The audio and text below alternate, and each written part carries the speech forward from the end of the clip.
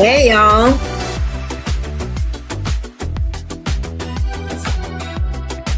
I think I feel like the people of Iran tonight.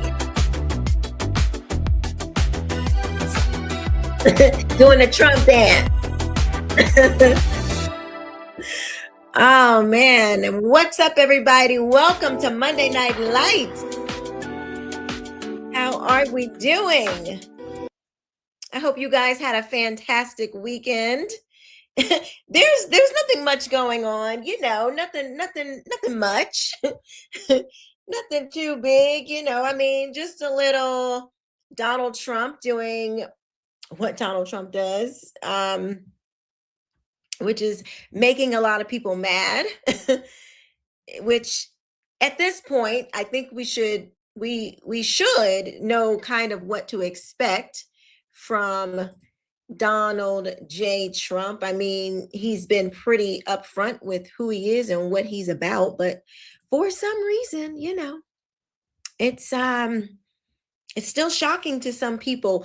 Throw some gold hearts in the chat for your girl before we get started. We have a special guest with us tonight, Mr. Teach'em Chuck Littleton, who will be back to talk about Iran and give us some real insight into what is going on, because there are a lot of people that are saying some really wild, crazy things, and we want to make sure that it's balanced and fair and accurate information, and not from Trump deranged people. So throw some gold hearts in the chat for the show, for your girl, to push the algorithm so the algorithm can push the show out. Hit that like button. Please hit the like button. I do want to say what is up to the best chat on YouTube. The best chat. Oh, hello to Twitter, and also hello to Facebook. So we got our members. First, let me shout out our newest member, Igor Kravchenkom. I'm sorry, I probably messed that up, but welcome. We have another co-host who will be contributing to the channel. Thank you so much for being a new member. This is so awesome. Thank you so much. Welcome. And we have an OG, one of my great co-hosts, Mr. William McAnally. Welcome. Thank you so much for being here. We got Miss Ash Bay. She's in the building. Oh, girl, you're going to love this. You're going to love this. We're going to be talking about Israel again. So you want to stay tuned. So this one is for you. You've been on my mind too. Let's see. 813, born again. Amen. Hello. Caprello, Trump is the greatest man ever to ever live. Well, Christ is the greatest. He is the greatest. But Trump is proving himself to be quite the president. I want to like I said, my good friend, Mr. Teach'em Chuck Littleton, he has entered the building. Okay. I wish I had, the horn like, bah, bah, bah, bah. So I could, before I bring him up, I want to read to you what he texted me. He said, Trump is a legendary figure in American history. So Caprello, you and our guest tonight, Teach'em Chuck, y'all are on the same, y'all are of the same mind. Hold on, let me remove this with my face in the background there. We don't want that. We don't want that. Okay, we want this. This is what we want. All right. What's going on, sir? What's going on?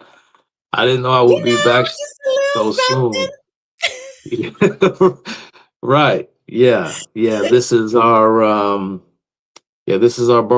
Berlin Wall moment. I mean, you could argue, where those two events and the importance of each event and Mm, where they measure up when compared to one another. But relatively speaking, this is certainly our Berlin Wall moment. It surely yeah. is. I agree. It is watching the media has been Mm. quite interesting. Yeah. I hope you And got a and chance I, to Keisha, take. I was alive. I was alive when the Berlin Wall fell. I just want people to know.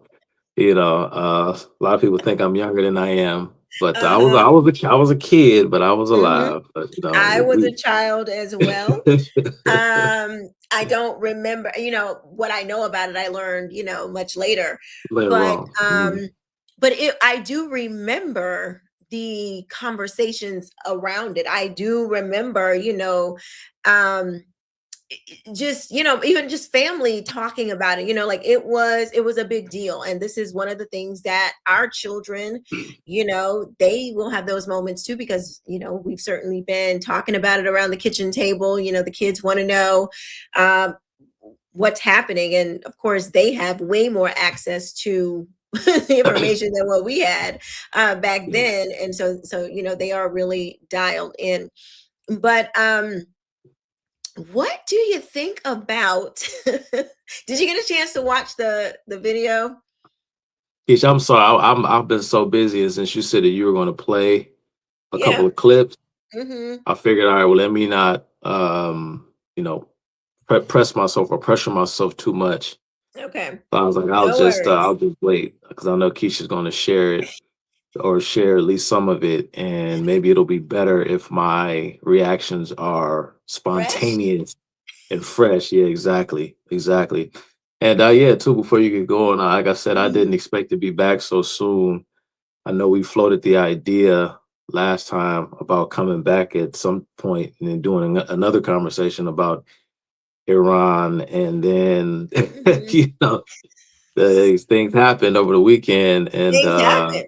yeah, some stuff happened. What did Ilhan Omar say that one time? Some things, Some people people said did some something. things Yeah. somewhere, I don't really know, but Lord And bless it. so I hope I yeah, so I hope your audience enjoyed my last appearance, enjoyed our last conversation. We talked for quite a They while. do. So I'm hopefully they'll enjoy our talk tonight. I actually I listened to our conversation myself. I played it back and Hmm. was slapping myself because sometimes I say things and I don't catch myself. And I made a comment. I said Alexander the Great died in his early 20s. I meant to say 30s. He died young, but he wasn't in his Uh-huh. 20s. He was in his 30s. So that kind of irritated me. And I saw there was someone in the comment section who appeared to be from Iran, or perhaps they have heritage or lineage that goes back there. And they Hmm. were putting a lot of information and things like that in the Mm. comment section, and they Yeah. didn't, they didn't come for me at all. So I guess I guess I knew a little something, something. I wasn't too far off. So No, it was good. I think it was fruitful. So glad to It be back. definitely So was. yeah. It definitely was. The comments, they love you.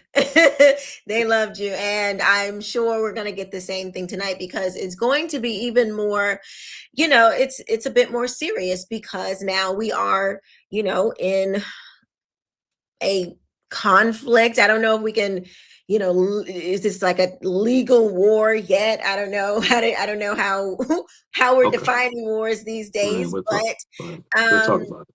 certainly a conflict. But what is disturbing to me Mhm. is the um well, let me start here. We have seen who Donald J. Trump is for about 11, 12 years now. Like, we kind of know what he's made of. I mean, when you get shot and you come up and you put your fist in the air and you say, fight, fight, Fine. fight. I'm sorry. That's in you. Yeah. That's not that there ain't no you went in the back room and you did your, they prepped you for the debate, or they they kind of made sure that you were, what you said was politically correct, and you're not Right. towing the line of it. No, when you get shot and you rise up and you kind of push back your security to put your fists, make sure that the people see you, to put your fists through the crack to say, fight, fight, fight. I'm sorry. You're made of a little something that I don't think most Americans are accustomed to seeing. So Yeah. I draw back to that Trump when Yeah. I'm listening to the commentary about him, particularly from those who claim they support him, from those who claim that they know him, they've been around him. Now, I've actually never met Trump, although I've sang at 4 of his Trump rallies. I've never actually met him because, my first one, it was COVID and nobody was meeting Trump. It was not, nobody was able to see him. But these people have been around him and they vouched for him for years. All of a sudden, they're a little bit tiptoey about what he's doing. And I'm not saying that you can't question a president. You absolutely should. As Americans, we pride ourselves on that. We're like, no, we got questions, and we we don't mind asking them and demanding answers, because we properly, we know who pays your salary. We get all that. However, they're not these questions about him aren't really on his strategy. To me, they're trying to attack his character. And the same character that got him up off the floor and said, fight, fight, fight, is the same man that we're dealing with today. And they're attacking him through this lens of like, he's being controlled by Israel. This is Israel's war. So I want to play this clip here from Tucker. And let's just see what he says. Everybody knows the only reason we're having this war is because Israel wants it. This is their last chance, they believe. This presidency is the last presidency where they're going to have unequivocal bipartisan support. Period. You can't primary every Thomas Massey, and there's a whole army of them coming at some point because everyone can see what's going on. And you can shut down X, and you can shut down the internet. You can be like Great Britain and arrest people who protest Israel, but attitudes are not going to revert to what they were 5 years ago. Sorry. And they know this. So this is their last chance. What's so amazing is that Israel, which at least is acting in what it perceives to be its own national interest, is joined by its shills in the United States, of course. But really, its only other ally in this is the American news media, whose job it is to tell you the truth and inform you as to what's happening, to tell you, hey, wake up. The world could be changing, and it's going to affect you and your family. That's their job. And instead, they've been lulling you to sleep with the same variety of transparent lies and propaganda. So, wait. Well, Propaganda, that's rich. So, what do you make of all that? I know that was a lot, but what do you make of that? What do you assess with that? How do you assess that, rather? Well, he said something. He said he was shocked, or he was surprised. Something he said. Yeah, I'm surprised that Tucker can still look himself in the mirror. People speculate. They ask, well, what happened? And I know he has stated in the past that his quote unquote red pill moment, or perhaps his his black pill moment, was when he discovered the level of FBI involvement in the spying on the Trump campaign, and then later on the Trump transition. orchestrated from the very top, that being the Obama administration. And, he said that he did believe any, such a thing could happen in this country.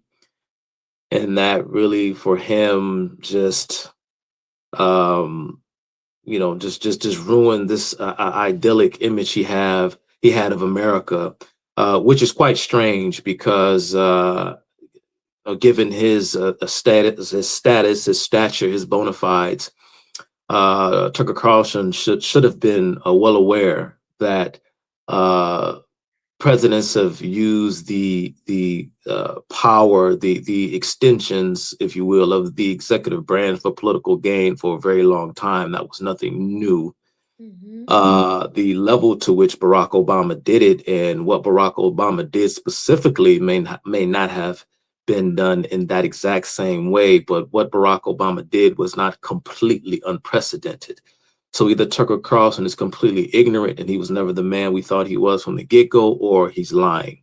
Or a lot of people say, well, he talks about, and I can give a book, chapter, and verse on the times in which such things occur, but that's nor here nor there.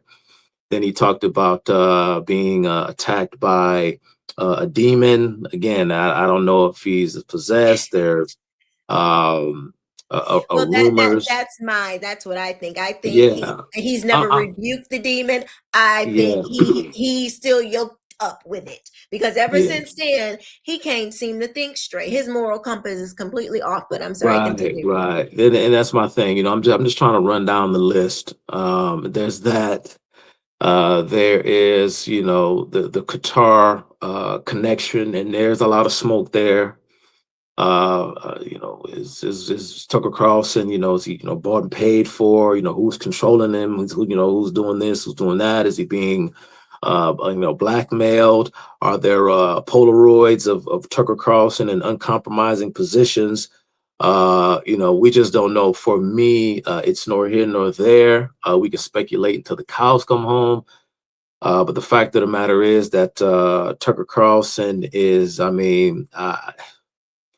I am hard pressed to find superlatives to accurately describe what I think of him. I think he is a disgrace. He said that this is Israel's last chance. And I just jotted down here in my little notepad, last chance to do what? What exactly is Israel's last chance to do? What is he talking about? And he's talking about, Israel primarying Massey and these kinds of things. You have the village idiots like Massey and what's her name, Marjorie Taylor Greene, and these types running around, as if the nation Marjorie Taylor Greene, Taylor Greene, Gates, and so on, as if the country elected them. No one elected them. The president of the United States and the vice president are the only two elected officials that are elected by way of a statewide electoral consensus, the whole of the American body politic. The president of the United States represents all 50 states. I don't care about someone who's a member of the House or some senator who was elected by the majority of the voters in their individual state. The president of the United States is the president of the United States. So Tucker can miss me with that, Keisha. Again, I know there's probably more. I know Tucker Carlson has said more, but flat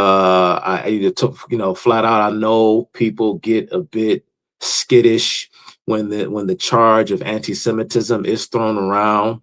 It has been used at times to excess, particularly by people on the left, for reasons that we may or may not get into. That may be a separate conversation, because that has long been a communist defense tool to accuse those who are attempting to shine light on their activities of being anti-Semitic, because there came a time in American life, and perhaps the world over for that matter, when the communist conspiracy and being a Jew had become synonymous at a point, at least by the 1930s. This was sort of like the thing as far as our political dialogue was concerned here in the United States. And so I get what people don't really like to throw around that word too Yeah. copiously. But Tucker Carlson surely fits the bill, right? He has Yes, this. he absolutely does. He Like, has some kind of obsession with Israel. He has an obsession with Jews. He is a bigot. He is a hater. And in fact, contrary to what Tucker thinks about himself, Tucker Carlson is in fact the warmonger. It is he, if let's just say, if folks responsible for making the kinds of decisions that Donald Trump made over this past weekend, and Benjamin Netanyahu and other heads of states that were involved. It wasn't just the United States and Israel.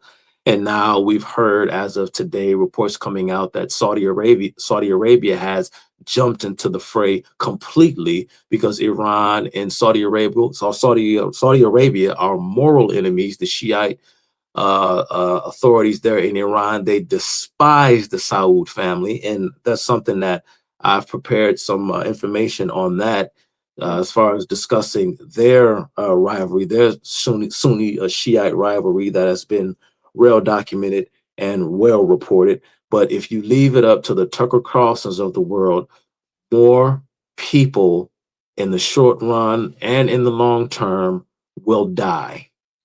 Period, point blank. Period, point blank. Leave it up to folks like Tucker Carlson, and millions, maybe even billions of people will die. Okay, so why do you think that Israel gets the rap of being just this evil, empire? Because Tucker also said, this is a quote, that Israel is the most violent country in the world. I'm sorry, on the planet. That's the quote. The most violent country on the planet. Why in the world do they get that type of rap? I am so perplexed. I've never heard anybody say such. It sounds foolish to me. Maybe I just don't know. But what do you make of that? Yeah, well, maybe like I say, a lot of people who are speculating as to what is prompting Tucker to say such things, because they seem to be not just a complete 180-degree turn from the Tucker Carlson we once knew from Fox News, and even going back to his days on CNN and wherever else he spent time editorializing. A lot of people are speculating because it's so different. It's and how can Tucker say things that are so blatantly untrue? I mean, these are things that you'd expect to hear from a dyed in the wool, hardcore, hardline leftist, not someone with his history and someone with his pedigree. And so again, it sort of begs the question: where is this coming from? Why would he say such a thing? Like I said, I don't have the answer to that question, because I haven't really investigated Well, I mean, Tucker what the Carlson, sentiment, Tucker like, Carlson. Yeah, but and that's what I was getting to. That was going to be the second part of my response to that question. Is that's why a lot of people are speculating, well, what's wrong with Tucker and who's controlling him and this and that.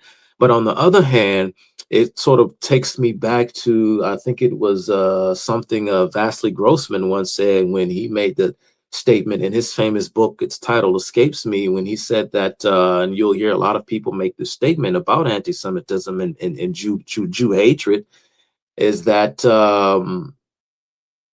tell me what the Jews are guilty of, and I'll show you what you're guilty of. Right? It's this weird kind of thing where the world is so, I guess, complex at times, that oftentimes people look for, I heard someone use this term recently, I can't remember who it was. They look for omni solutions. They look for these catch-all solutions to try and quickly, within a snap of their fingers, or at the drop of a dime, come up with a solution to explain things because the world at times can seem like a very scary and unpredictable place. I don't quite know what it is, and then and that's sort of like the psychological component, and then there's also the supernatural and spiritual component, because I still believe, and call me crazy for thinking this way, but I do think that there's sort of like this almost like this epigenetic, if you will, a disposition towards Jews that resents them, because the Jews, they are the God of Abraham, Isaac, and Jacob, and I think that there is this is why you ever notice how people think that Jews are so powerful, and that Jews are so omnipresent that people feel as though they can't even utter the word Jew or say Jew when they speak online publicly. They can't criticize Jews publicly. They can't even properly spell the word Jew in the comment section on a social media post out of fear that someone is watching. And so instead of spelling it Jews, they want to spell it Joos, or or make some kind of they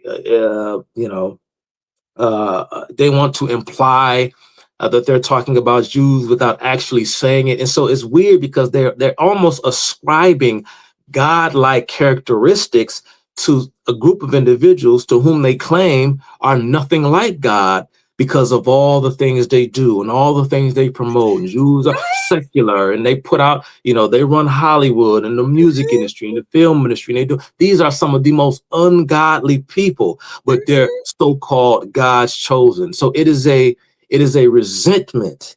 It is a hatred. And again, it's not so much a hatred for them, I believe.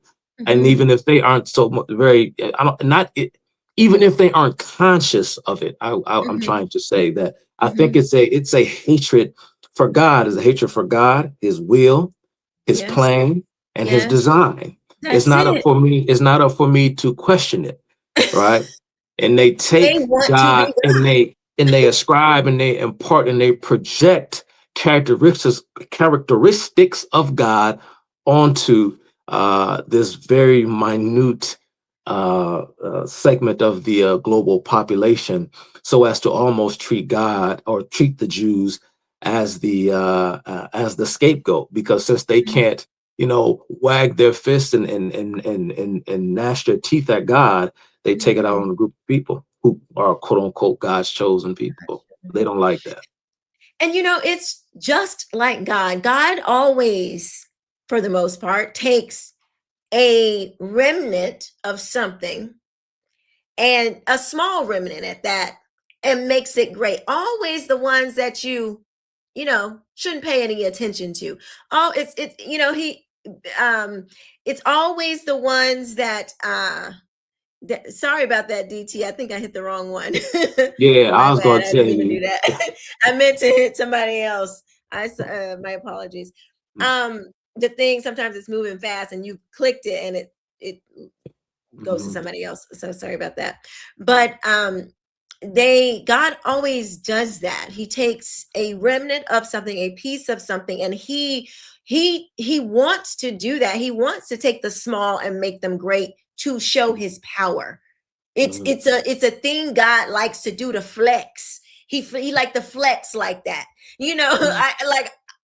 I like a man that I like it. I like when God does stuff like that, because sometimes I'm the small thing that He decides to lift up. We all want that, but we don't like it when God does His own will and He say, this people I created, these belong to me. There's nothing that Tucker can do about it. Ain't nothing nobody in the comments that got a problem with it can do about it. There's nothing that the devil himself can do about it. All we can do is just accept it, because it is what it is.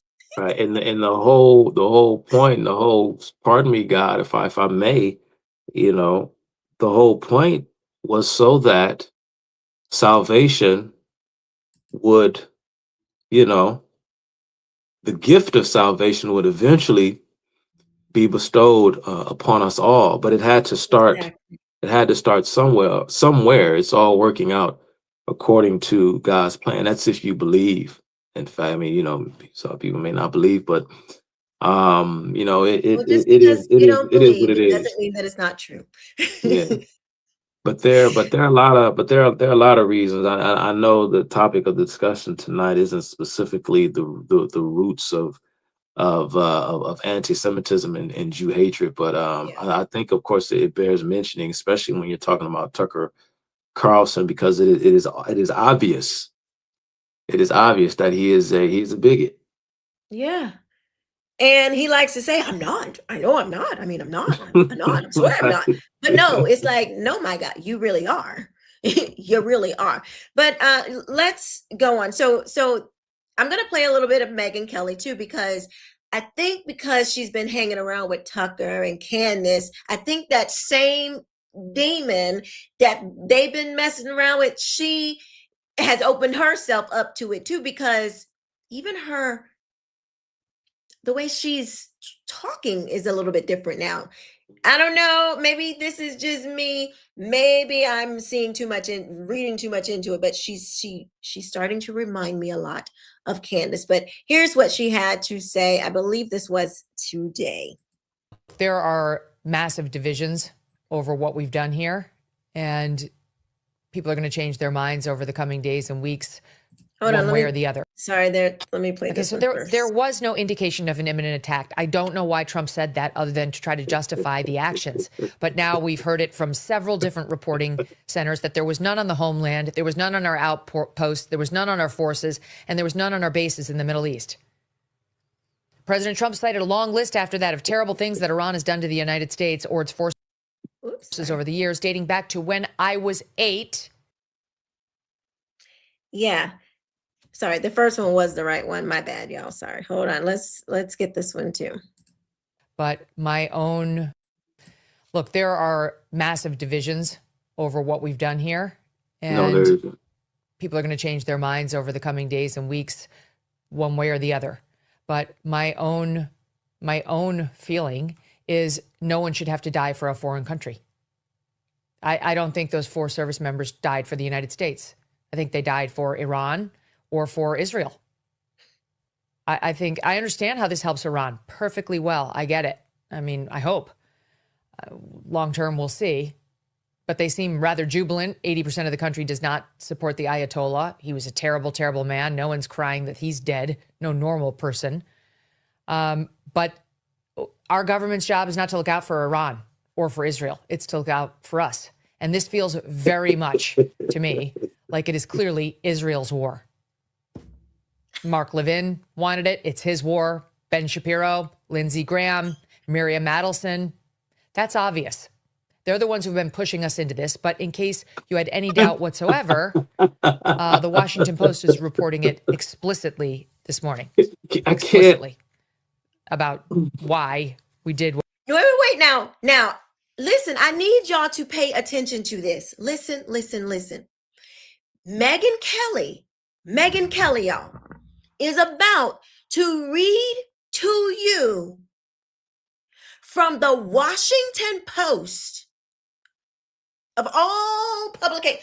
The Washington Post. Megyn Kelly is about to read to you from the Washington Post and take this story that they ran as legit. I want you to listen. If you have ever listened to Megyn, you will know why this is so absurd, because the woman has trashed the Washington Post and how they never can tell a true story for years. I was a Megyn Kelly watcher. Okay, I was a fan. Okay, we knew Megyn Kelly was a phony. That she was not a person of conviction. We knew that when she transitioned over to NBC, right? And she could not garner an audience there, right? And then she came back like the prodigal daughter, and the whole of the conservative wing of American politics just let her back in as if the NBC debacle never happened. I remember when it all went down. I said, "Oh, really, Megyn? You go okay?" She went over to NBC, and then she started to play nice with the left. Hey, all right. Well, Oh, if she NBC, had trans kids on her show and everything. Now she yeah, is yeah, we act like secretary. we forgot. I didn't even know that. But Yeah, yeah, she did all of that. she's the And then they, female and then leader. when she momentarily found her conscience again and spoke up against these Halloween Nazis who want to tell people what sort of costumes they can wear, then of course, and I think that NBC probably wanted to get rid of her because I mean, she forgot where her bread was buttered. I think it was more than just that particular segment or that show when they had the discussion about the Halloween costumes that got her quote Yeah. unquote canceled, and she had to come crawling back to conservative media. But yeah, we've known who Megyn Kelly was for a very long time, but we all kind of turned the other cheek and let her back in and said, okay, you've learned your lesson. You can't play nice with the enemy. Come on back home. And Yeah. now look at what she's doing. Just Exactly. just a totally unprincipled woman. But go Oh, carry on, wait, you Keisha. haven't even heard. Wait until I haven't you even heard the room. wait until you Mhm. listen to how she Mhm. presents the story and the facts or the lack thereof from a journalist. This is supposed to be one of the top. Okay, listen to Mhm. this. Shoot, how do I do? Crap. What we did and when we did it. In the briefing on Wait a minute, hold on. Is it this? That's not it. Ah, shucks. I got to go through all my setting things here. I can't even. How do I? Let's see. Remove ad. Tuesday for the Gang of Eight, which consists of the leaders of the House, the Senate, and when we did it. In the briefing on Tuesday for the Gang of Eight, which consists of the leaders of. Let me back it up. About why we did what we did and when we did it. In the briefing on Tuesday for the Gang of Eight, which consists of the leaders of the House, the Senate, and each chamber's intel committees, Secretary of State Marco Rubio indicated to lawmakers that the mission's timing and goals were shaped by the fact that Israel was going to attack with or without the United States, according to a person familiar with the outreach to lawmakers. So the only debate that seemed to be remaining was whether the U.S. would launch in concert with Israel or if the U.S. would wait until Iran retaliated on U.S. military targets in the region and then engage. That sounds perfectly right. I mean, I think you knew that before you heard me read it from the Washington Post. So Israel said they were going to do it. Tucker Carlson said this on the show on Thursday. He said exactly that. And sure enough, that was the position that we were in. And it would explain perfectly why President Trump seems to be having so much difficulty clearly defining why we are doing this. I mean, I don't know about you, but I have found the explanations lacking. I woke up on Saturday morning like the rest of you to his videotaped announcement where he was wearing the hat, did not walk away with a clear understanding of what we're doing. It was restatements of things we've known for years. Yeah, we hate Iran. They hate us too. We've known that. Why are we doing this now? What? Because is the he's the catalyst? president now, Obviously, bitch. That's President why. Trump does not want to say we did it because of Israel. I'm sorry. What he said instead was, quote, our objective is to defend the American people. Okay, so far that sounds good. Why do we need defending? By eliminating imminent threats, he said, from the Iranian regime. Okay, we're under imminent threat now. What is it? What's the imminent threat from the Iranian regime? We saw CNN's Scott Jennings, who's always talking with the administration, parroting this over the weekend, posting on X, quote, senior Trump admin officials telling me that credible intel indicated Iran planned preemptive missile strikes against U.S. military targets in the region and against civilian targets as well. Failure to act would have resulted in mass U.S. casualties. Does that make any sense to you? Oh, just keep listening. I mean, stop and think about it for a minute. I'm close to this administration in many ways as well, but I don't allow them to use me like a fool. Does it make any sense to you that Iran was planning preemptive strikes against us and our civilians, knowing full well of the massive military assets we had moved into the region, the aircraft carriers and so on? Obviously, it doesn't. And sure enough, now today, it's all over. I mean, the Washington Post, U.S. intel assessments that Iran's forces were unlikely to pose an imminent threat to the U.S. mainland within the next decade. Okay, again, the attack came despite U.S. intel assessments that Iran's forces were unlikely to pose an immediate threat to the U.S. mainland within the next decade. And beyond that, CNN and Reuters report that Trump administration officials on Sunday acknowledged in closed-door briefings with congressional staff to whom they're obligated to speak and give their intel, quote, there was no intelligence suggesting Iran planned to attack U.S. forces first or to strike our bases in the Middle East. Look, there are... Okay. So I want y'all to understand what she wants you to believe from that report. So she is telling you, this is what CNN, WAPO, who was the other publication? She said, some other one. She says that, that the Pentagon told a Congress member, okay, this is what she's reporting, that the Pentagon tells Congress no sign that Iran was going to attack U.S. first. Sources say. They don't say who the source is.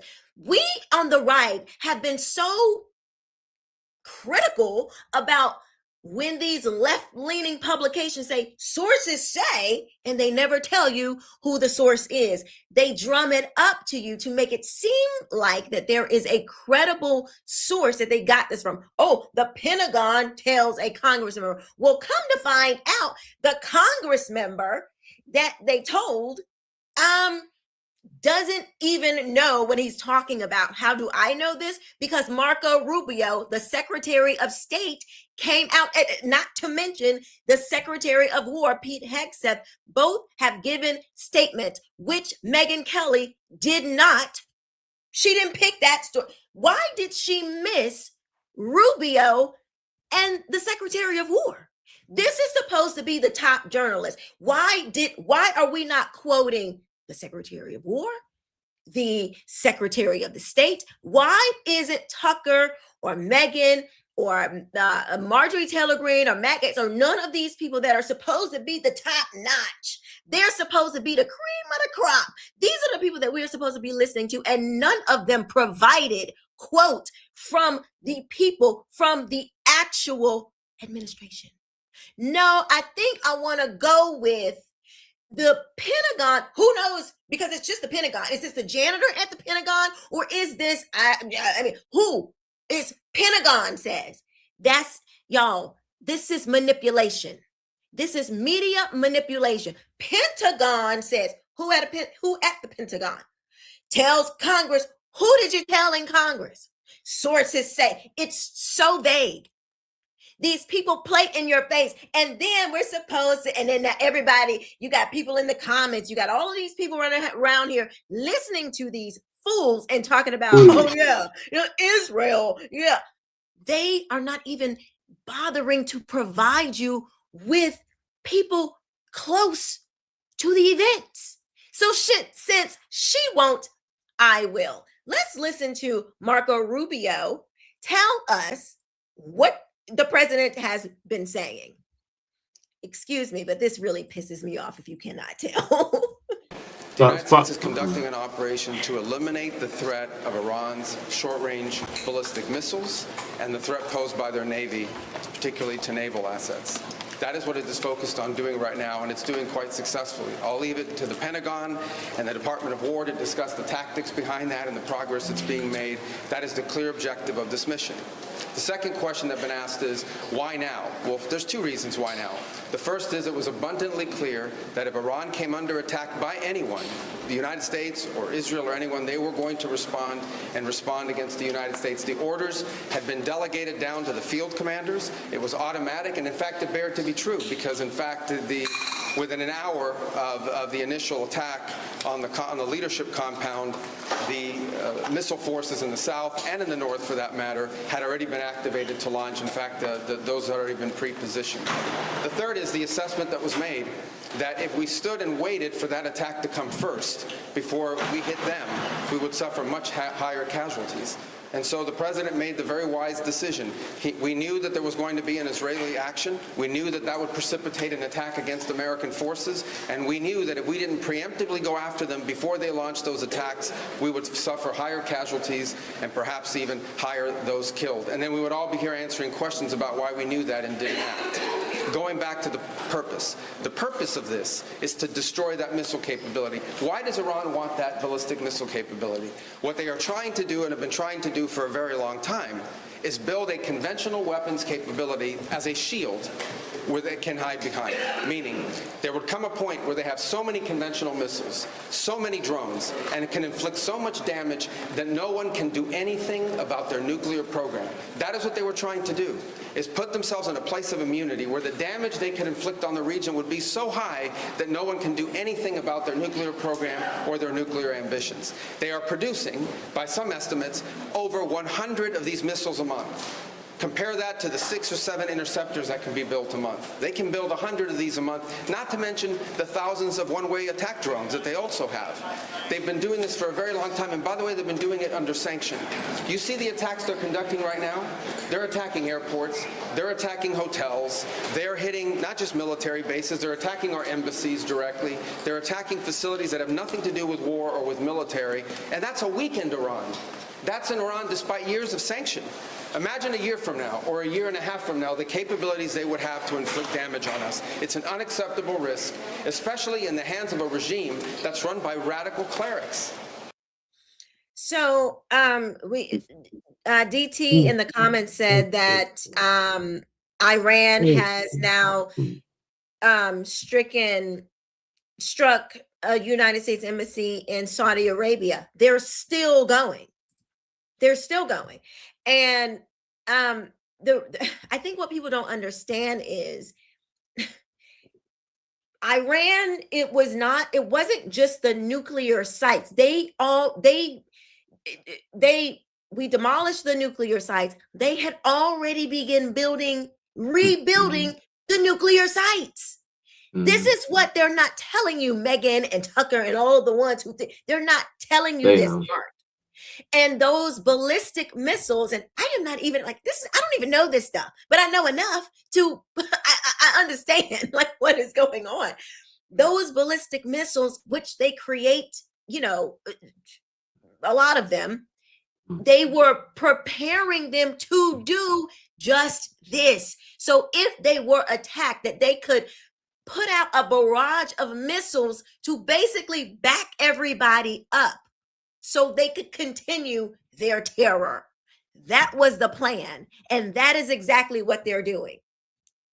They're doing exactly what it looks like the intelligence that the United States had, or Israel had, or whomever had it, was correct, because this is exactly what is happening.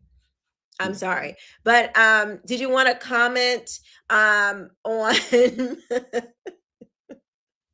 Any further comments, rather? Man, I heard so much. Oh, I heard so much BS. Keisha, apologize for cursing on your show. I probably won't try not to do that again. I know you keep it clean over here. Yeah. I guess if I let you go, then the comments gonna be crazy. Yeah, I know, man. I'm sorry, y'all. This makes she is so full of it. She is such a hypocrite. Her and Tucker Carlson. Matter of fact, Keisha, do me a favor. You got your computer. You can put stuff on the screen. Do me a favor. Type these words. Type these words in. As I say these words, just type them into your Google search engine. Type in Ayatollah Khamenei. I don't know if you know how to spell his name. Ayatollah Khamenei tweets silhouette. I know the word silhouette is kind of weird, yeah. Ayatollah Khamenei tweets silhouette image of Obama with a gun to his head. Search that. Ayatollah Khamenei tweets silhouette image of Obama with gun to his head. Search it up. and then go to Google Images and see if you see what I'm talking about. You muted, Keisha. It might not be on Google. Let me see if I can find it on X, because Oh yeah, Google is probably not gonna. I was able to find it. I was able to pull it up right here. Oh, were you? Okay. Can you share? Can you I share? got on my computer because I'm talking to you on my phone right now. Let me see. Yeah.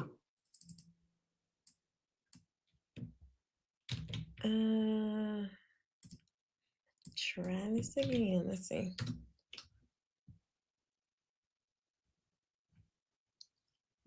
I must have. Maybe I. How do you spell the last name? Hamane. Yeah. KHAMENEI.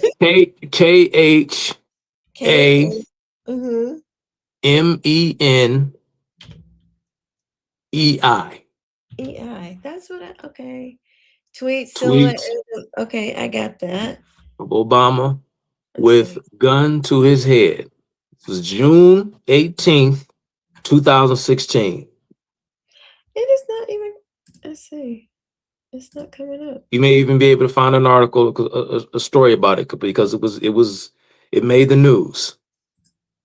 Because It's not showing the image. I see the articles, but it's not showing the image. I don't know why. I was able to find an image on Google. Yeah. But you see the article. You see articles about it. Articles, yeah. Could you just read a little bit? Just maybe grab like the first paragraph or two. See, read it to me, please. It says Iran's Ayatollah. How do you say it? I thought it was Khamenei. Yeah, I say Khamenei. Oh, okay. Well, try to get all sexy with my Persian, but go ahead, yeah. Tweets image of President Obama with a gun to his head, reports. Here, let me share my screen so y'all can see. We're not gonna do a Megyn Kelly. We're gonna do the real thing here. Oh God, all these free ads. Okay. So it says apparently this is the Ayatollah's idea of diplomacy. Ayatollah Saeed Ali Khamenei, known as Iran's supreme leader, tweeted a picture of President Obama with a gun to his head on Saturday. Hold on, let me see if I can open this one. Okay. Oh my gosh. Okay, let me share this because here it is. I don't know why it wouldn't show up before, but that's it. Mm-hmm. Now, what? And that's the caption. That's the quote. U.S. President has, Go ahead, Keisha. Go ahead. U.S. President has said he could knock out Iran's military. We welcome no war, nor do we initiate any war. But you see what the but is. There we go. If any war happens, the one who will emerge loser will be the aggressive and criminal U.S. That was Khamenei's tweet, because they got social media accounts. They'll tell you exactly what they feel, what they believe. It's all out there for the world to see. So for Shields, whoever she's shilling for, like Megyn Kelly, to play this game, okay, it is asinine. It is preposterous, because this is not a mystery. The supreme leader, or formerly the supreme leader of Iran, tweeted this out because Barack Obama had threatened military action against Iran if they violated the terms of the JCPOA. And that was the supreme leader's response. Oh, really? Try it if you want to. You'll be committing an act of suicide, because we'll put a foot up your you-know-what. Because they did not believe Barack Obama was a man of his word. Because going back then, because this is the thing, because everything is so bipartisan, and there's a super majority, and there's unilateral support for this thing or that thing, but yet and still, every 2 years, every midterm, every 4 years, everything, we're constantly, time and time again, the electorate clamoring for our representatives to do the thing, whether it be the border or this thing or that thing, right? Then all of a sudden, remember when Trump made the brave decision to move our embassy to Jerusalem, right? This was going, and of course, you know, the Muslims started to riot the very same day, or rioted the very next day, because this was a threat to international peace. Because in the Muslims, their own warped minds, for some strange reason, Jerusalem is sacred to them too, for some reason. So you couldn't do that, although every president going all the way back to Bill Clinton had agreed to do so with the option to defer the move if it was disadvantageous politically for some reason, because we don't want to upset the Muslims. Trump gets in office, he finally does the thing, and all of a sudden he's the villain because he has the stones to do what every other president said they were going to do long before that man even took office. Barack Obama said the same thing. Now I wonder if Megyn Kelly and Tucker Carlson was laughing at Barack Obama for his passivity, for his weakness, for his cowardice, for the hollowness of his words. I wonder. She said that, well, we've known that Donald Trump, that Iran has been doing this, they've been doing this for years. So what? Like it's no big deal. Exactly. And you wonder why. You're not supposed to wait until a threat is imminent before you act. This is why we were wrapped up in a Cold War that lasted almost 80 years. This is the reason why we're in a Cold War Part 2 right now with communist China. There's a reason why we still have Cuba to the south of our border to this very day. You don't wait until a threat is imminent. Iran has been doing this for over 40 years. They have assassinated people, assassinated their enemies on our own shores. I grew up a stone's throw from Dearborn Heights. There's a vast Hezbollah network in Dearborn Heights as we speak. One of the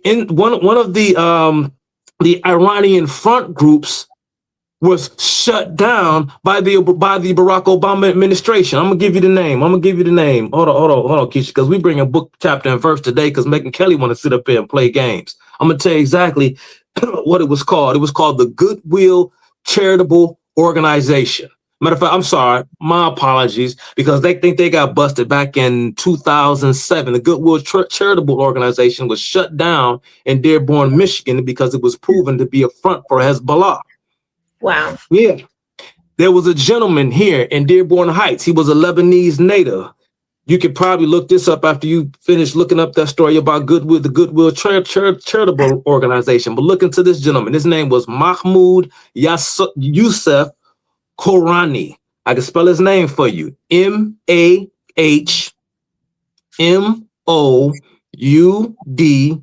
Youssef. Youssef. Korani.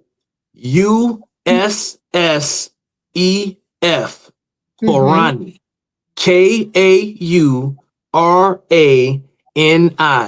He was a Lebanese native.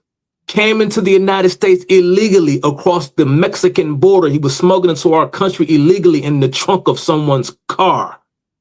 He was indicted by the Eastern District of Michigan for conspiring to provide material support to Hezbollah. This happened back in, what was it, 2001? Because guess what? Hezbollah smuggles their operatives. They work in conjunction with the Mexican cartels to use their drug smuggling networks to send their terrorist operatives into the United States. She says, well, another piece of it, I'm sorry, but isn't another piece of this is that China and Russia are teaming. They're like, they get oil and stuff from Iran. They have some type of dealings, because absolutely. It's not just about Iran. Nope. It's about who they're helping. Like you said, Hezbollah, Hamas, China, Russia. Trump is trying to do something a lot bigger than what people actually realize. He's doing a couple things, but go ahead. But I just want people to know it's way bigger than just Iran. So this is America first. This is more America first than you even freaking know. Please go ahead. Go ahead. They've been, who in the hell does Megyn Kelly think we've been fighting all this time? Who does she think we've been fighting all this time? You know, I was listening. She brought up, Ben Shapiro and folks like that. She brought up Ben Shapiro, and I was listening to Ben Shapiro recently. I didn't get to hear him a lot. I know he has a lot to say on the matter. I didn't listen to him a lot. And people love to hate Ben Shapiro, and I don't really understand why. I don't agree with everything he says, but I agree with most of what he says. Ben Shapiro is very sharp. He's very bright. And I have a lot of respect for Ben Shapiro. And he said something recently. And he said that he was speaking to someone, as a matter of fact. And they said something, and it was kind of like a light bulb went off in his head. And he said this about Americans. He said that Americans forget the why, right? They only care about the outcomes. And so when something ends well, they're pretty much indifferent, or it's like, all right, well, yeah, cool. But if it ends poorly, well, then they come out against it if it doesn't end well. Right? It was sort of like, it was almost like an indictment on our values here in the United States. Right? It's not about standing up for what's right. It's about whether or not you can win, or whether, and that is the determining factor as to whether you did the right thing. Because the fact of the matter is that we can talk, because see, we are in this sort of haze, and this is the Megyn Kelly and the Marjorie Taylor Greene and all these so-called conservatives online who don't know jack-ish about what's going on in Iran, because when the Iran nuclear deal was being voted on in Congress, you got some jack behind, some clowns on the internet who were still in diapers, who were still in high school when this type of stuff was going on. They weren't paying attention. A lot of these people online who have opinions weren't even grown. But, you know, set that aside for a second. We're still in this kind of post-Afghanistan, post-Iraqi war haze where we're so timid to do anything because of how poorly that whole thing went down. Right. As if every president after George W. Bush has to wear that, as if that's their loss, as if it's their burden. It's like, no, you have a duty and you have a responsibility, because it means something to be the president of the United States. And also, in principle, it means something to be American. You have a duty. It goes back to something that Ronald Reagan said when he talked about the United States being the shining city on a hill, because Ronald Reagan had to deal with this problem, because it was the haze and the letdown and the drag that was on the American people as a result of Vietnam, as a result of Watergate and all these things. And then the Democrats came and took over the House in '76, and everything just went to you know what, which eventually led to the Iranian Revolution, which we talked about last time. Yeah. Ronald Reagan had to tell, it was either, and people who are familiar with Ronald Reagan are familiar with the two Bills. Often I get it confused. It was Bill Clark and it was Bill Casey. One was head of the CIA. I think the other was head of his national security, was head of the NSA, whatever the case may be. But get this, Keisha, and this is outrageous to consider in 2026. And go back to what I said when I said this is our Berlin Wall moment. Ronald Reagan had to tell folks in secret. I think it was Bill Clark. He had to tell him in secret prior to him winning the election in 1980, when he was trying to garner support for his candidacy, that his goal was to crush and to destroy the Soviet Union. He said that no more of this détente. They have to go. I'm going to wipe them off of the world stage. But he had to tell people close to him not to tell anyone that he was going to do it, because he feared that if people thought that his goal was to end the Soviet Union, he wouldn't get elected, because everybody was going to think that he was crazy. So he couldn't even tell people he wanted to do it. Look how straightforward that is.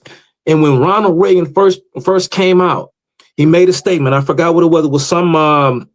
It was a gathering of evangelicals, and he started to make statements, and he referred to the Soviet Union as the Great Satan. I said, you can't, or he called them an evil empire. Pardon me, that's Iran's name for us. But he called the Soviet Union the evil empire. Everybody thought he was crazy.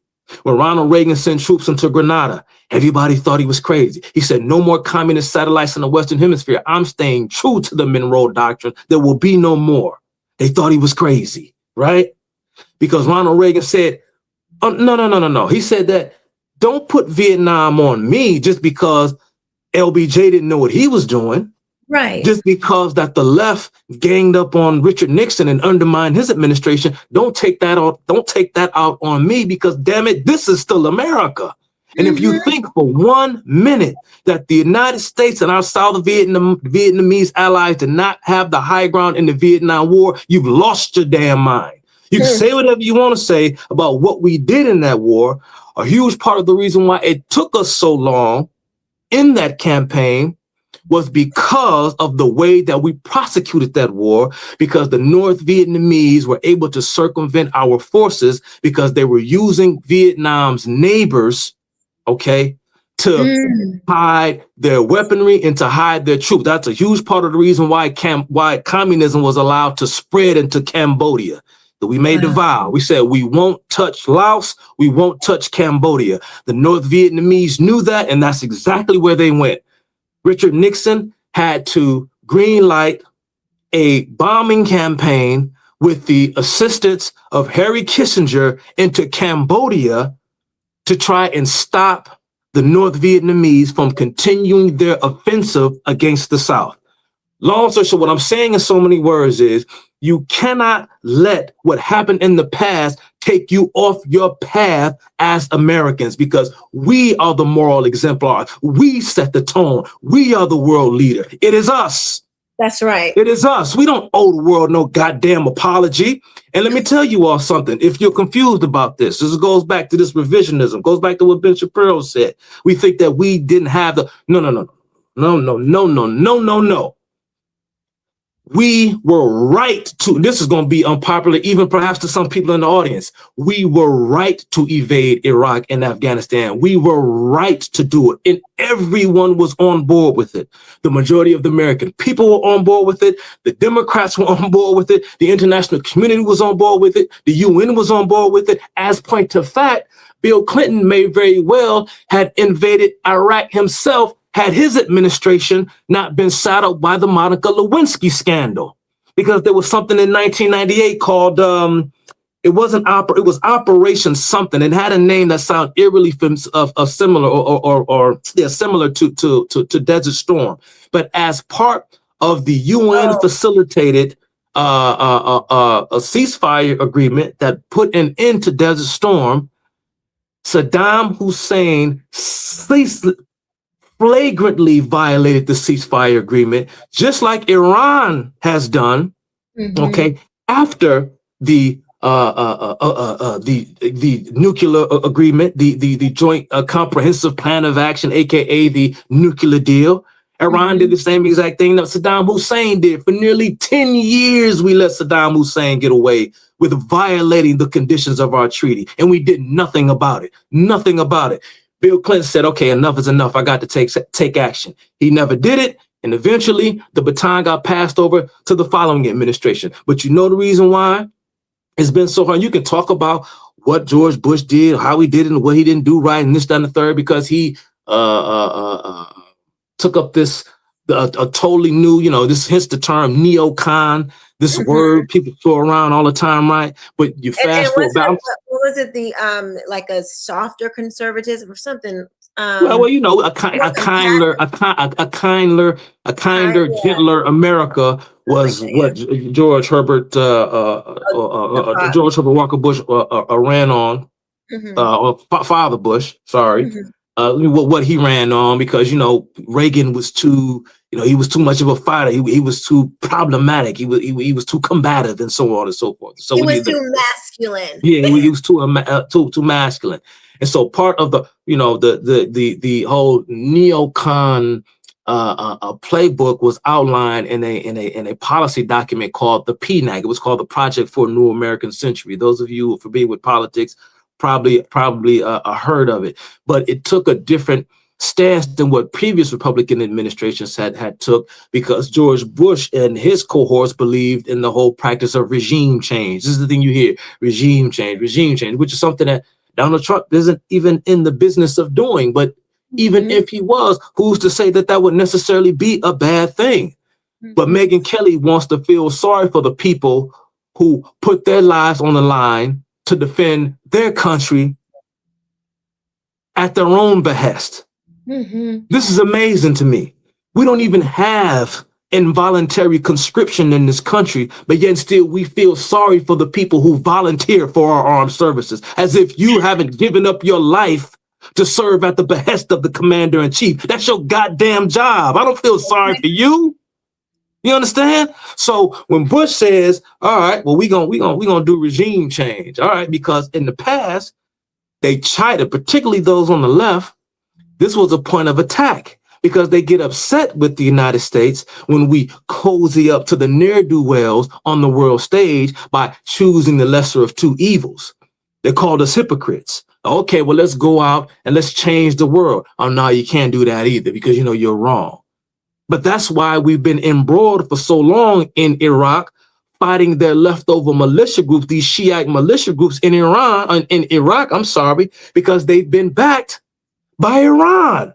We've been fighting Iran, Keisha, for over 20 years. Yes. Not in Iran proper. We've been fighting them in Iraq. We've been fighting them in Afghanistan. Yes. Where do you think Al-Qaeda gets its training from? It gets its training, its tactical and financial support from Iran. Yes, they are the backer of all of our Islamist problems.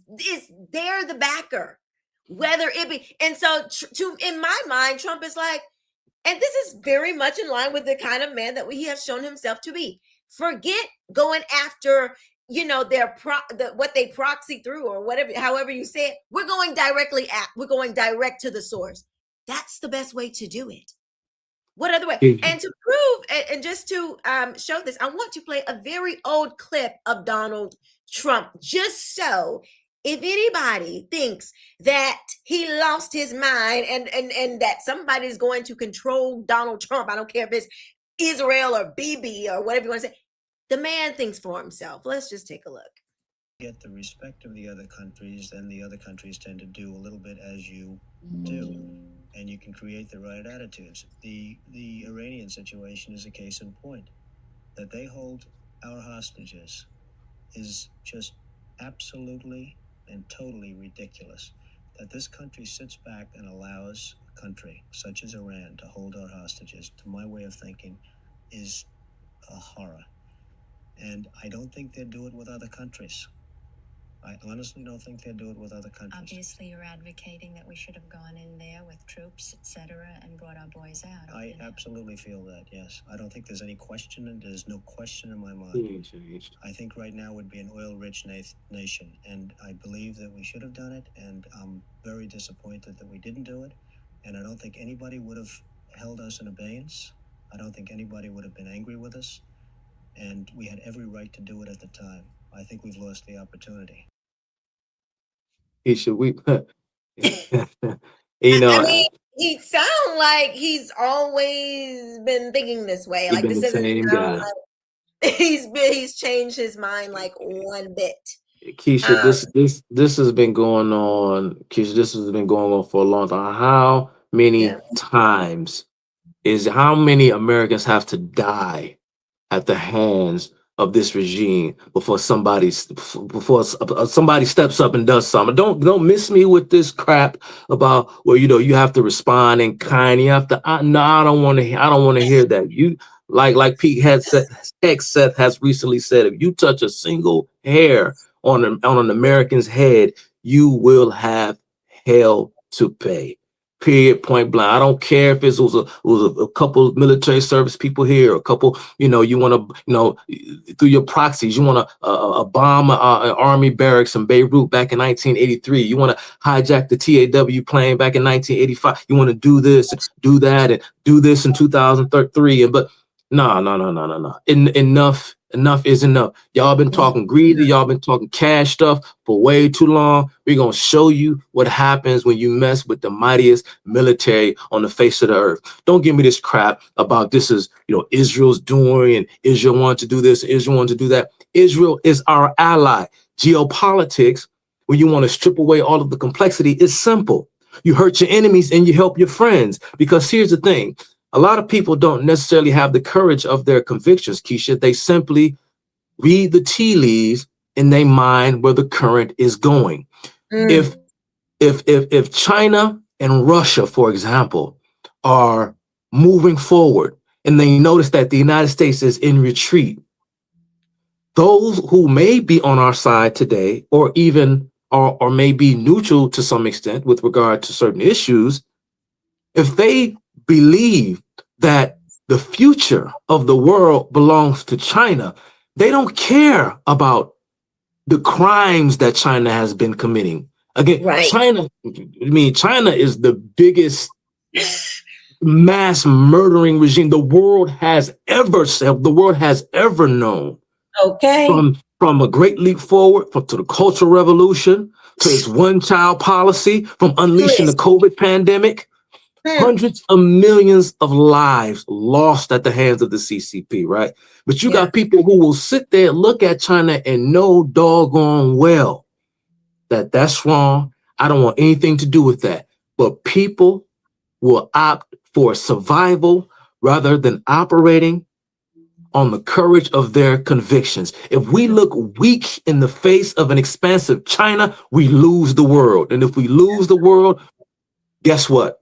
There's no one left to defend it against tyranny. This is the thing these fools don't understand. Okay, you know, we lose. You will be. Well, It ain't gonna be Venezuela knocking on your door. It ain't even gonna be Russia knocking. It ain't even gonna be the Iran. It's gonna be China. So China, because they got the they have the infrastructure. They got a lot of ability. It will be China. Let's just say. So it's so ridiculous for people to make these wide sweeping assumptions when you don't really know. If you don't know, just don't say anything. But why would you put this kind of stuff out right now? Not saying that you can't, I don't want to make it seem like you can't criticize or have questions about your government, because you absolutely can. That is, like I said in the beginning, it's another thing that we take pride in, being an American. However, when it comes to stuff like this, I feel like we should have enough wherewithal by now, especially for this president, for this particular president, to give him a little leeway to say, let's just see. Because pretty much everybody that has tried to predict where he was going, what he was trying to do when it comes to foreign policy has been wrong. They've been wrong. They have been absolutely wrong. And I'm sorry, go ahead. I'm sorry, Keisha. I got a lot on this. I don't mean to take over your show. Let me chill, calm down. I know your audience is like, who is this wild Negro? No, they love it. You are 100% correct, Chuck D. says. Look at how cowardly Europe, dragging their feet with committing to get involved. Not only that, thank you for bringing that up, DT, but Saudi Arabia was like, oh, word, okay, we coming too. And then nobody who wants to move forward, nobody wants to deal with the terrorism and it's whack and played out. People are tired of doing this stuff. They want peace, but these people are on something else. And this is a spiritual component. Let me just put this in here. Two things I want to say. Number one, if you are a Christian, you do not need to be in fear. So don't let these death doomers, the world is ending, it was World War III, we're about to, everything's over, the Tucker Carlsons, get it out of your mind. If you are a believer, you do not live in fear. God has not given us a spirit of fear, but of power, love, and a sound mind. That's number one. Number two, if America does not take deal with certain problems right now, spiritually, I'm talking. This is more, we see all these Islamists coming into the United States. They are escalating. These are escalations because in their book, their holy book, number one, it is a book of death and war. They are a people, their religion is a religion of conquering. this whole migration into these Western countries, you think they just love the weather over here? No, it is because they want to conquer the land. That is it. That is all. I'm not saying every single Muslim, but I am saying the book in which they get their doctrine, the book that makes the law in their country, is a conquering tyrannical belief. It's a tyrannical belief system. So it's more than just watching the kinetic war. It is about also, as believers, the spiritual war, because that is very much in play here. And I just want to remind everybody, we saw Israel and America team up and go against Iran. I just want to remind you that Israel and America, these foundations worship Yahweh. We got Yahweh against Allah. At the end of the day, those are the two factions that are warring against each other. You can say whatever you want about Israel, but they worship Yahweh. And so do we. Iran, they don't. Just want to put that in there. Absolutely. Absolutely. And I have no problem with Israel and the United States moving as one, right? The United States, comes in and, we wrap this thing up and put an end to it as quickly as we can. The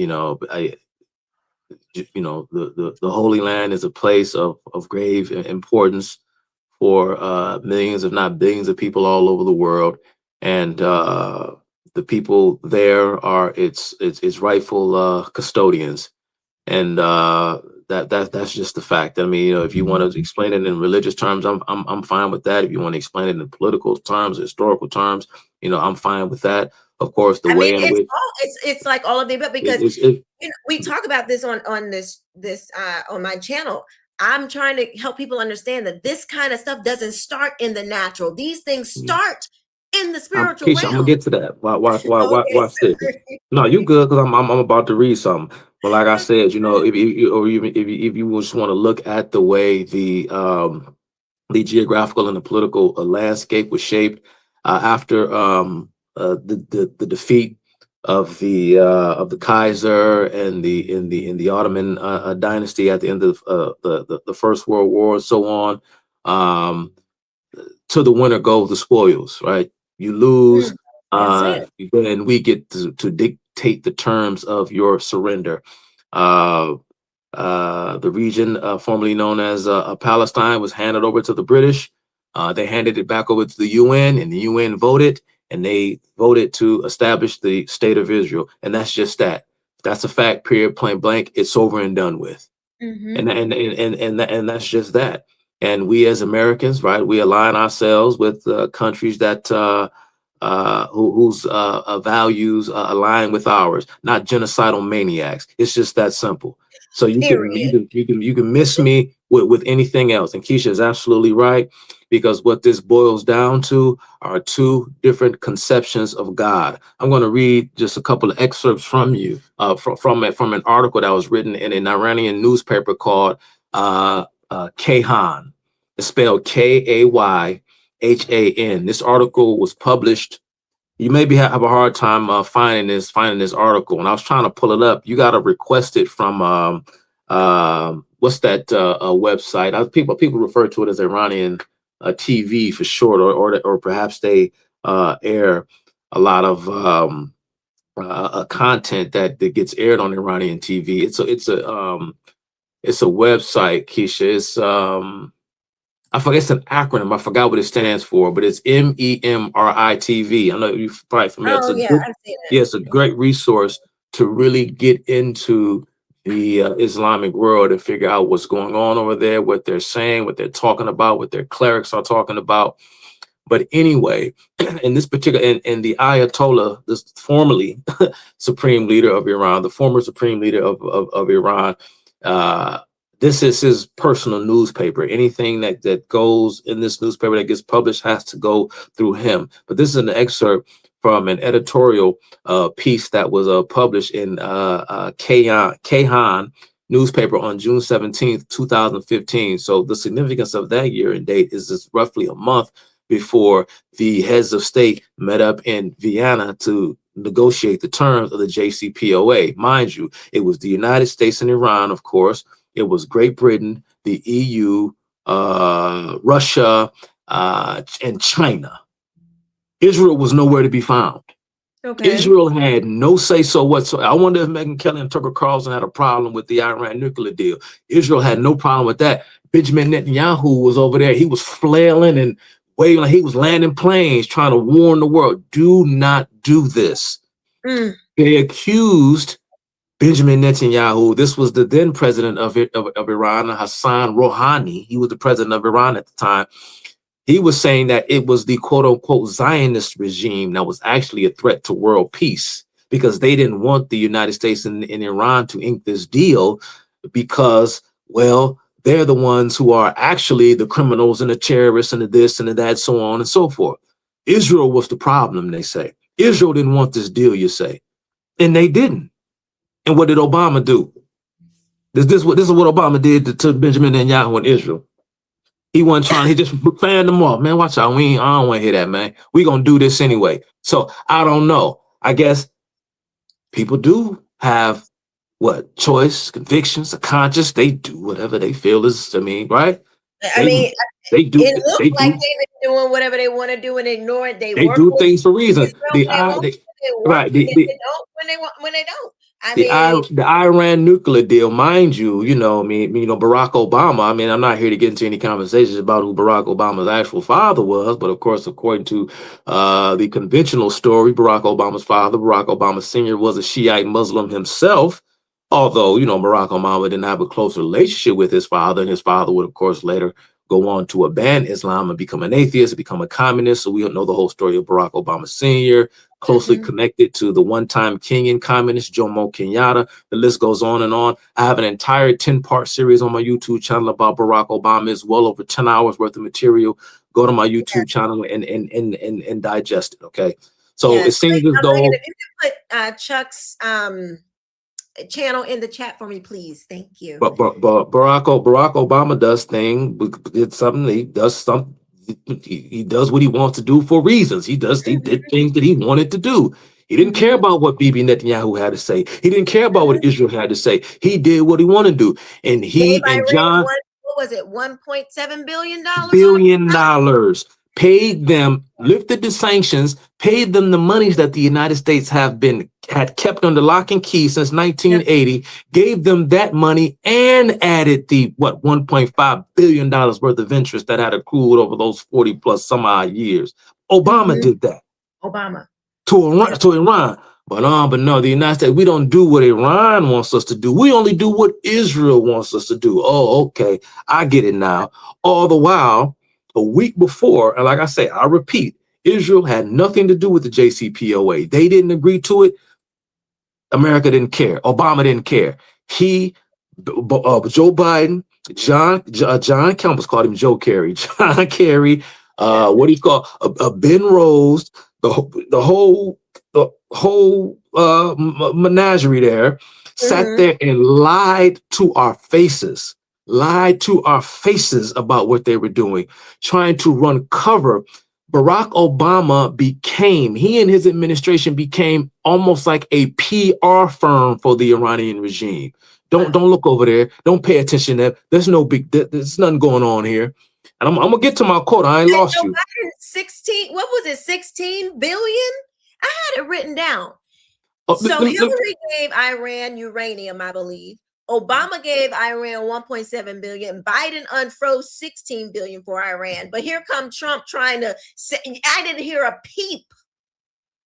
Where was the beef with them? I know, Tucker. I guarantee you could go back and look at some old archive Fox News. You probably still can catch them on YouTube. You probably still catch them to hear what Tucker Carlson's opinions were about the JCPOA.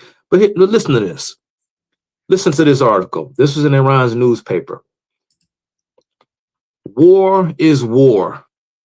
Listen to how they think about war. War is war.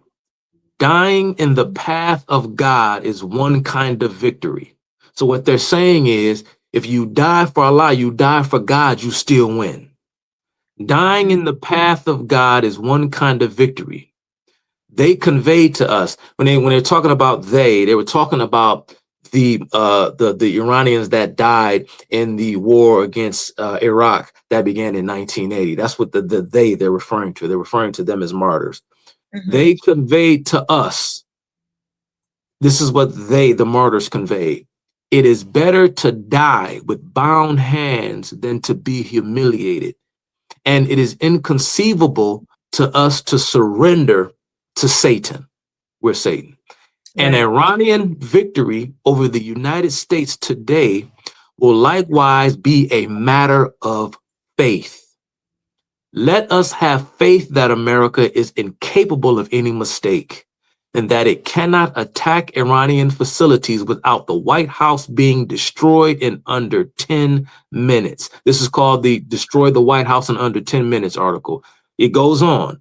Let us have faith that the old village leader, that's America, we're the old village leader. Let us have faith that the old village leader has fallen onto his deathbed and that even in his youth, he never made the mistake and that he, like Israel, remains marred in quicksand. Let us have faith in the let us have faith in the Quran when it says that the enemies are not men of their word, and that God has not permitted the infidels to gain supremacy over the believers. Brothers, your jihad is blessed and your lot is in paradise.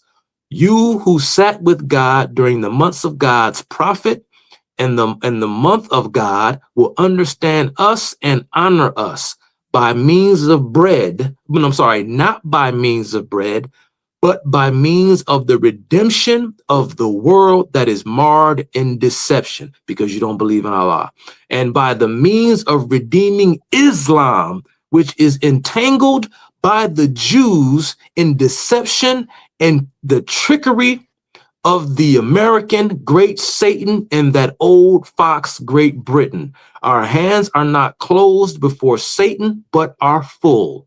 And we believe that just as the hands of God never remain closed, the straight path that is Islam will never reach a dead end. It'll never be over. It'll never be over.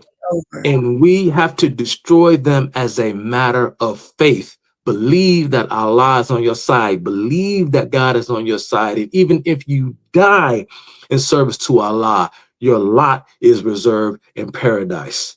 The Jews have deceived you. The American Satan has deceived you. This was 1 month before talks began with Iran to monitor their nuclear production, which, if you know anything about the JCPOA, Keisha, is filled with so many doggone loopholes that we weren't inspecting anything anyway. And just not even 4 years after the deal, they were already in violation. They had breached the deal several times. As a matter of fact, had Trump been elected in 2020, he would have struck Iran a long time ago. Joe Biden didn't do anything except embarrass America by allowing the world to see Afghanis holding on to planes so desperate to escape that he was going to hold on to the plane while it was flying and just take me, Lord, take me. I don't leave me back here with the embarrassing. On top of the 16, I'm sorry, somebody corrected me in the comment, 18 billion, 16 to 18 billion that he gave them on top of all of that. Trump had already told them. It was just the Afghanistan thing. No. What have you have y'all? I don't think people have ever really seen what these countries even look like. Not that, just Google them. You have to wonder, how the heck do they get these? How do they get these weapons? You never wonder how they get. Where do they get the money to fund this stuff?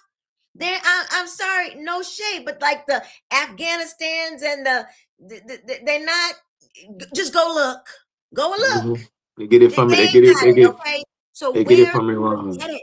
They They get it have from to find Iran. people that agree with what they're trying to do to fund them. They're getting it from Iran.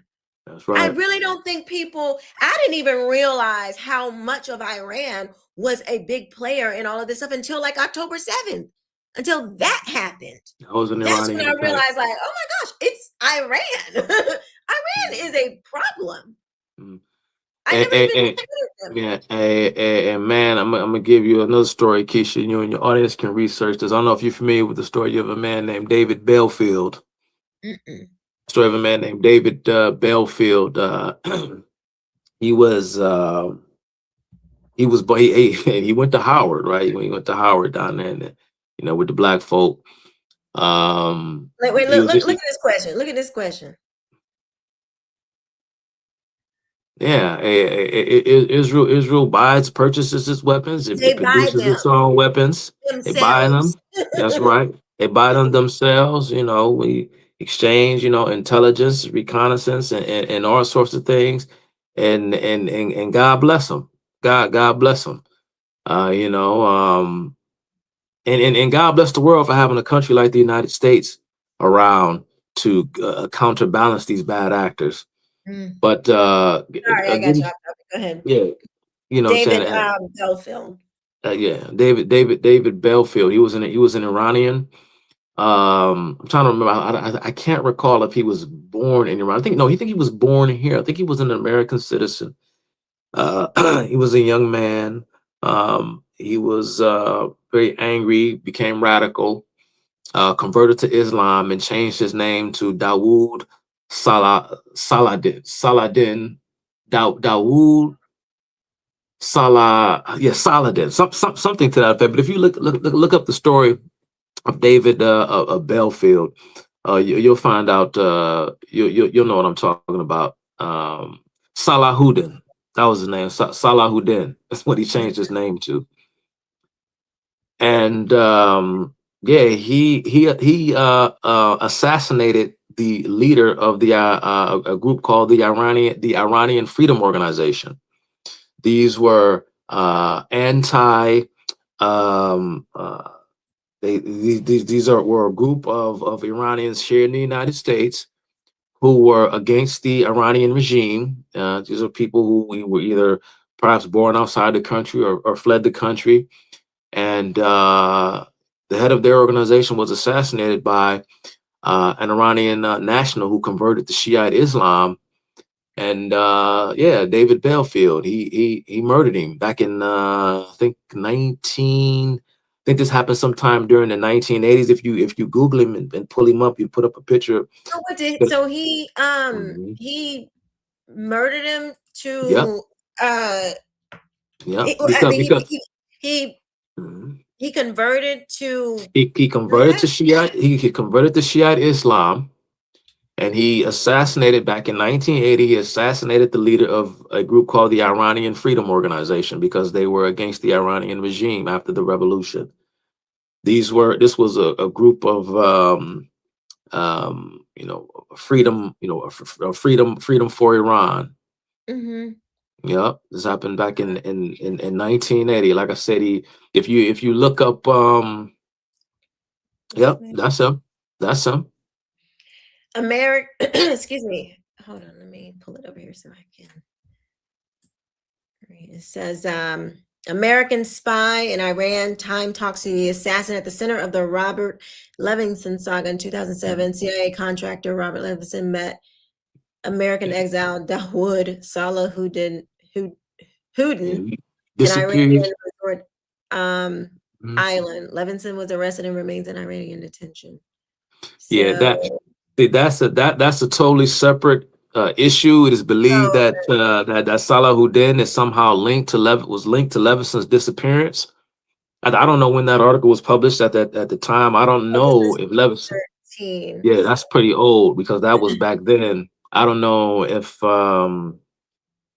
he's been found or if he's been declared deceased. I'm not sure, but yes, he was a CIA agent who met up with Salahuddin and he disappeared. But again, Salahuddin once he assassinated I forgot the man's name. Like I said, the leader of an Iranian. That was the name of the group, the Iranian Freedom Organization.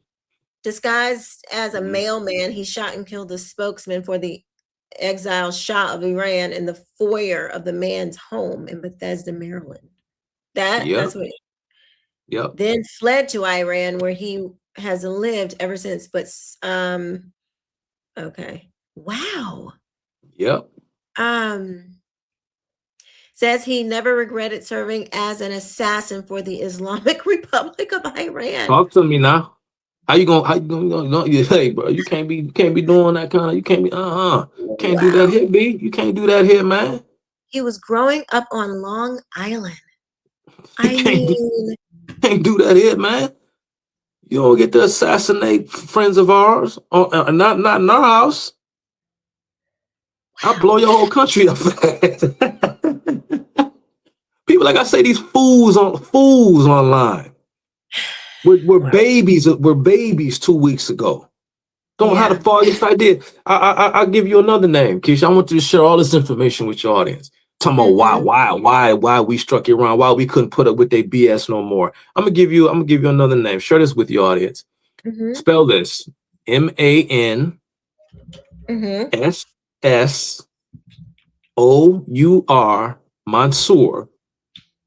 Last name Ababziar. I don't know if you heard about this story. ARBA BS. Okay, I got it. IAR. Okay. Mansour Ababziar. Oh. Now he tried, but he failed. He was a used car salesman and living in Corpus Christi, Texas. Goes back to what I told you I was going to have a little something in here for you about the Iranian, Saudi Arabian, Saudi conflict. But yeah, he tried to assassinate the Saudi ambassador by blowing up a restaurant. Mansour Ababziar. sentenced in New York City federal court to 25 years in prison. That ain't even a lie. For conspiring with Iranian military officials to assassinate like that. That's like treason. You can't do that. Wait, was he an American? Yeah, he's American. I think he was a dual citizen, if memory serves me correctly. But he was a citizen, and he was a 58-year-old naturalized U.S. citizen. Yep. Yo, oh my gosh! What about the guy the other day in Texas? They all dude over the who place. had on the "I belong to Allah." Did you see that? Yeah. Yep. These people are crazy. Yeah. And about time we have who wants to live in the country where you ain't nothing worse than a man who could protect his family but won't. Don't do it. We are in America. We have the capability to be protected, to show our strength, so nobody wants to try us and that they think twice about hurting America, doing anything to America. We want to be the country where if we do leave our border open, we don't dare try it, okay? Like, you want that. It's terrible when you have a country that could do it but wouldn't. Trump is actually doing what puts America first and protects America, and these people hate it. Let me just show you something else that Tucker told this other journalist, and I want to get your take on this.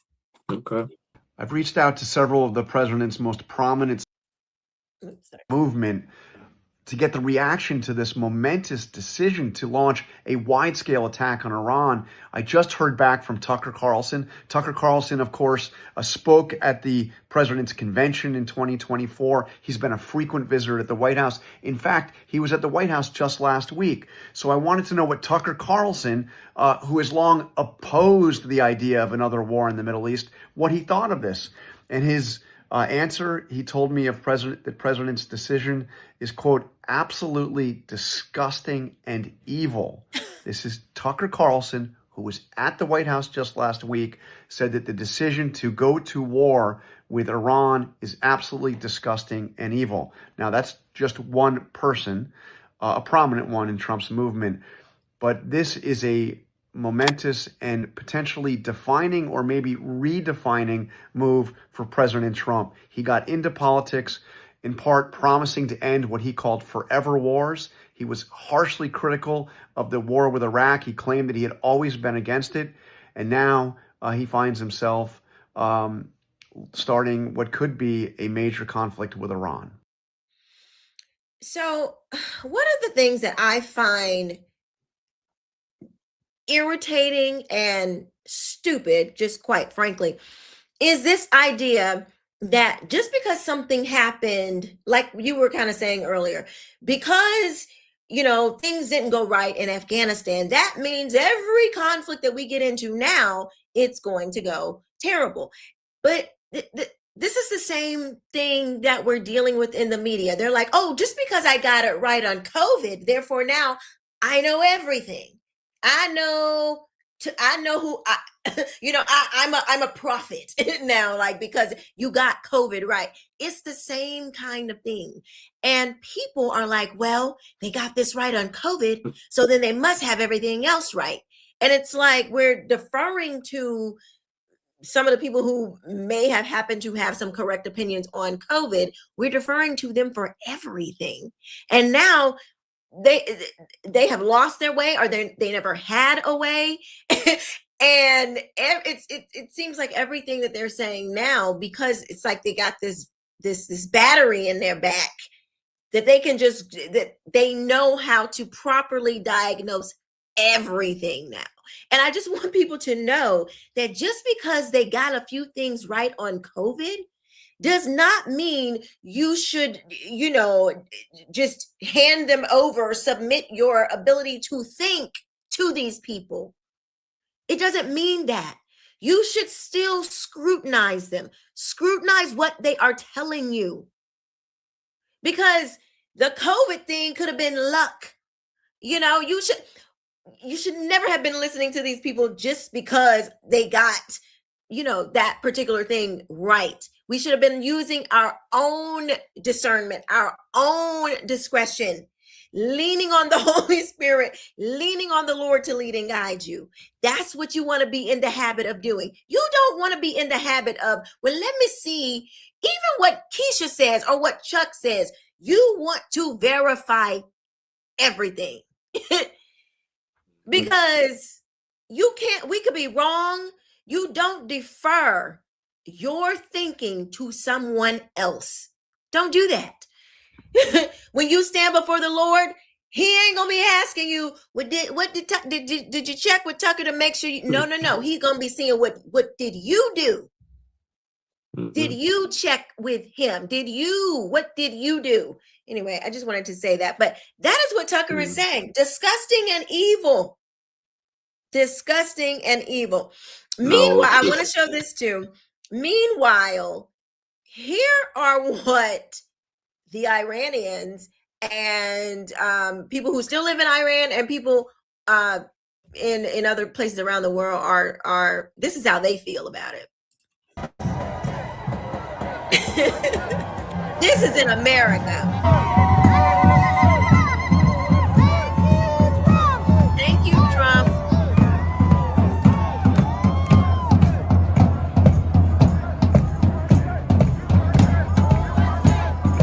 They got American flags and the Iranian flag. I ain't seen this many American flags from a march since January 6th. Because anytime the Democrats are out there, I've seen images too with marchers carrying Israeli flags, and there's an Israeli flag there. Oh yeah, there's an Israeli flag. Yeah. Thank you, USA. Thank you, USA. Thank you, USA. Thank you, USA. Thank you, USA. Thank you, USA.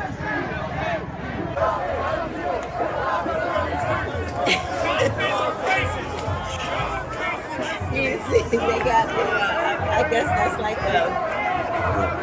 and And you notice what you see, Kitchen. You know, notice what you want, what you don't see. You won't. You know. You ain't gonna need no National Guards, no riot police. You Hello. ain't nobody gonna be vandalizing nothing, kicking in storefronts. Nobody assaulting police officers. Nobody gonna get shot and killed for confronting police and trying to run over police. You're not gonna see that. Right. You know. Yeah, like I said on my YouTube channel when I first began to address this, when I noticed this troubling trend within the so-called conservative movement when it comes to war, philosophically, what I find disgusting was, I think that's the word Tucker Carlson used. What I find disgusting is his moral confusion and his cowardice. That's what I find the most disgusting about people like Tucker Carlson. Donald Trump didn't start this war. Okay. Because the fact of the matter is that this war has been going on for over 1400 centuries. And this is something that I wrote down in my notepad when I was listening to that other moron, acting like her hair color is starting to show now. She really is fitting the stereotype of a dumb blonde. Sorry if anybody in the chat who's blind. I know you're not dumb. I know it's just it's just her. This is just a saying. Just a saying. I know it's just her, but she's really starting to act like a fool. Or she is a fool.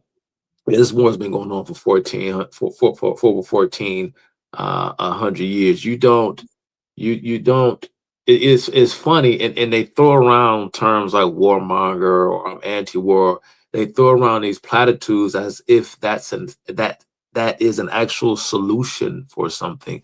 So as to say that if someone were elected who was sufficiently anti-war, then we wouldn't have any.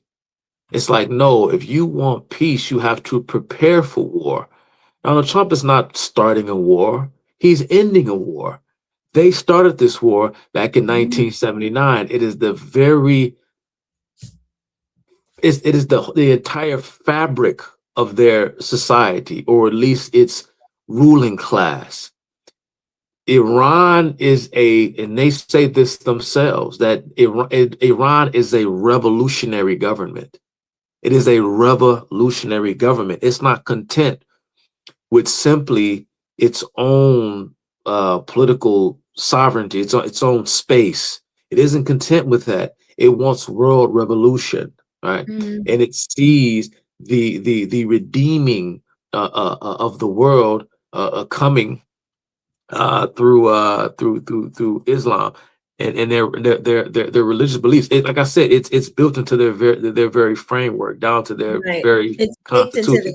Yes. Here is a portion, Keisha. I read this to you before. This is under the portion of the Iranian Constitution post 1979, under the section titled "An Ideological Army." Right, their army is ideological. Here's what it says in Iran's very own constitution. Listen to this very carefully. It says in Iran's constitution, this is just a portion of it, but feel free to read the entire thing. In the formation and equipping of the country's defense forces, due attention must be paid to faith and ideology as basic criteria. Who talks about their army in this way? Faith and ideology. This is the country of God.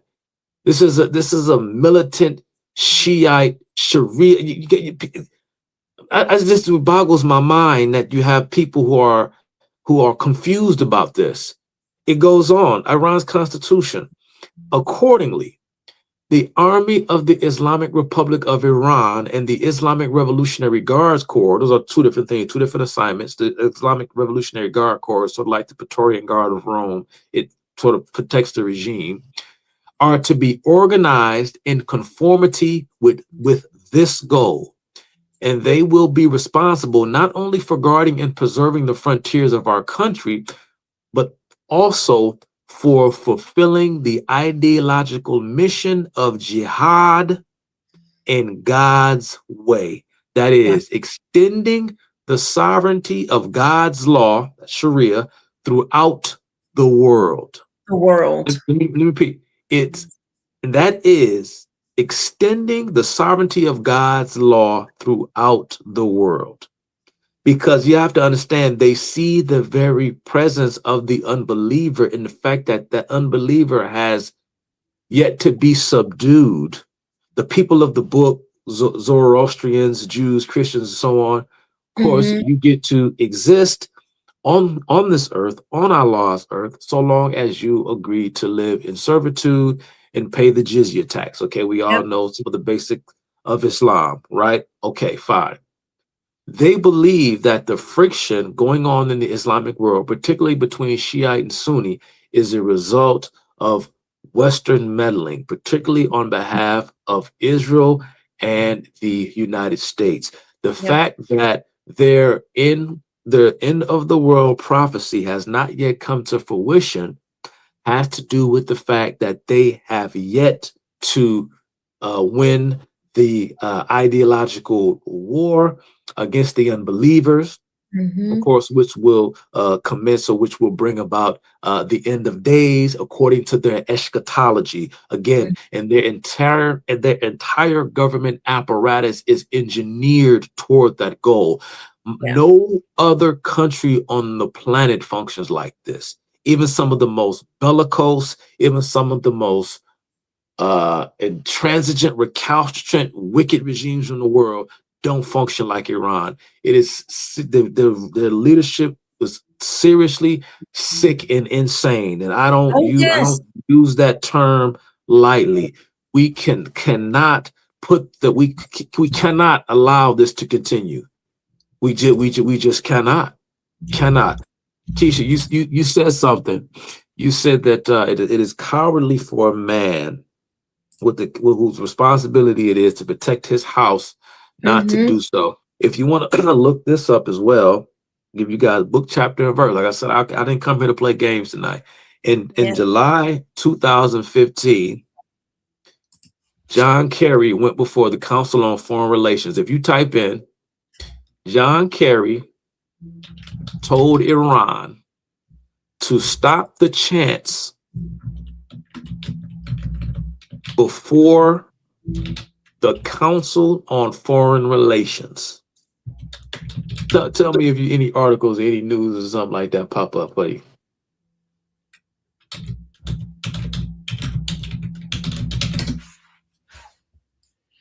All right, let me see.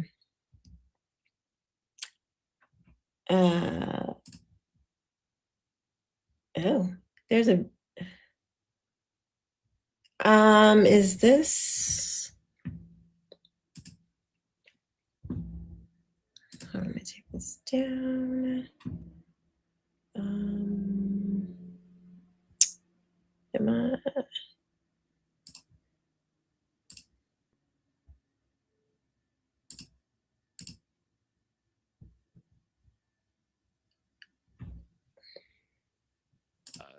Itself. What do you believe are the ramifications, or even this is being proposed? Is this it? No. This looks like maybe the House Committee on Foreign Affairs. He was at the Council of Foreign Relations, because I want you to see. I want you to think. I know you don't think I'm making this up, but in 2015, exclusive reporting.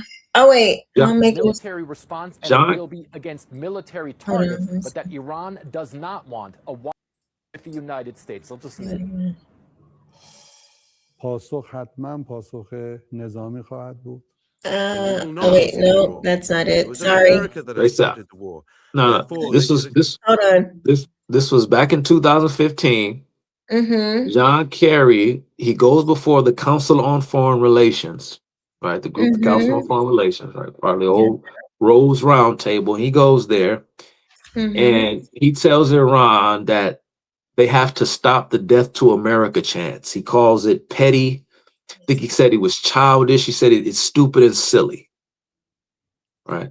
You guys gotta, he said, listen, you're not helping matters. We're trying to get this treaty. We're trying to get this deal through Congress. and y'all keep yelling this death to America stuff, you're making it hard for me. Because I'm trying to sell the American public on this. Could you just stop with the death to America stuff? He's trying to run propaganda for them. Told them before the United Nations, like Barack Obama told Putin allegedly when he found out Russia was meddling in the 2016 election. Remember, Barack Obama said, I told Putin to cut it out. Okay, Right. well, Kerry told Iran to cut it out. Cut it out, yeah. Really? Wow. So when he was asked, a Republican senator from Texas, you can look this up. He was I forgot his last name was Poe. He was a House member. Like I said, it was the House Committee on Foreign Affairs. He was a Republican from Texas, and he asked John Kerry outright. He says, "Does because he was questioning him about this deal. He said that does Iran want to destroy us? You got if you may be able to find footage of it." And Kerry gets the I'm not aware of any that I don't believe that that's their policy position is to. And he says that, but don't they chant death to America? And you have to literally see John Kerry sitting there squirming, trying Oh to my make gosh. I'm trying to make excuses for Iran's death to America chants. And like I say, I'm seeing the transcript. I'm not seeing the video. Oh, but you see the transcript. Oh yeah, Yep. I see. Mm-hmm. Yeah, July 24th. That's right. 2015. Let me see. Is this it? Because this is the Department of State website. Why would you even entertain? Why would you lift sanctions on a country that says things like that? Right, exactly. And then you turn around and tell them to stop because they're making it hard for you because you aren't going to be able to push this legislation through and get the American people on board with this if you keep on chanting death to America. So can you please just knock it off? So what, John? You didn't think they meant it, Mr. Kerry? Thought they was just playing? I guess Megyn Kelly think they just playing. You think they just playing? But name one person in the hood that play like that. That's right. They ain't been. Like I said, they ain't been playing since 632, the death of Muhammad. They ain't been playing. Even before that, you know what I mean? When Muhammad was consolidating power on the Arabian Peninsula, when he was waging his war against the Quraysh, what they call the pagans of Mecca, before Muhammad drove them out and conquered Mecca. And the rest is history. And we've been dealing with this pestilence called Islam ever since. But they're not playing. And you want to know how I know they're not playing? Because at that very same time, that very same month in July of that year, as the JCPOA was going through talks, the Supreme Leader Ayatollah Khamenei went and gave a speech where he stood upon a podium with the words, "We will trample upon America." You don't believe me? You can look that up too. Look up, "We will trample upon America." 2005, Iran. You may even be able to find a photograph of it. Oh, I don't press the wrong thing. Sorry, hold on one second. What? I'm sorry. Say that one more time. We will trample upon America. Who said this? It was on a podium. The Supreme Leader, the Ayatollah Khamenei, was standing. He was giving a speech. I think it was before. I think it may have been before the Parliament, the Majlis, if I'm not mistaken. But it was in 2015. It was either right before or right after the meeting in Vienna, that famous meeting in Vienna where the nuclear talks, where the nuclear deal was being negotiated. And he's there and he's standing upon a podium with the words, "We will trample upon America," vowing that this deal in no way does this deal mean that our hostilities towards the United States and its allies in the region has changed. Our policy position toward America has not changed. And they made it clear throughout the whole of the negotiation. They made it clear. Oh, I think I actually found it. You're not going to be able to read it because it's going to be in Persian. but you may be able to find a story about it because it was covered in the news.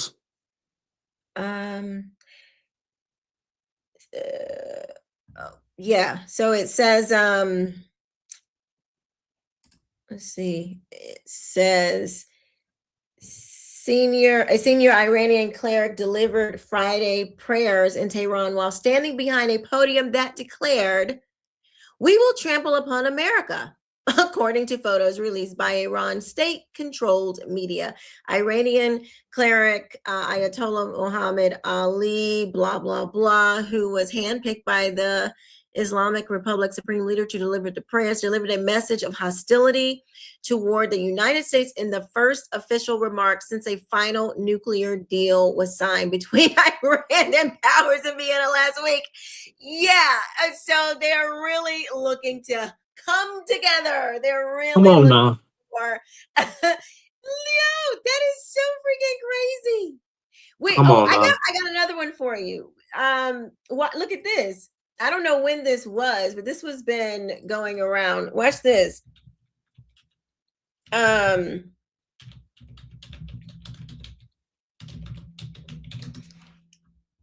Watch this.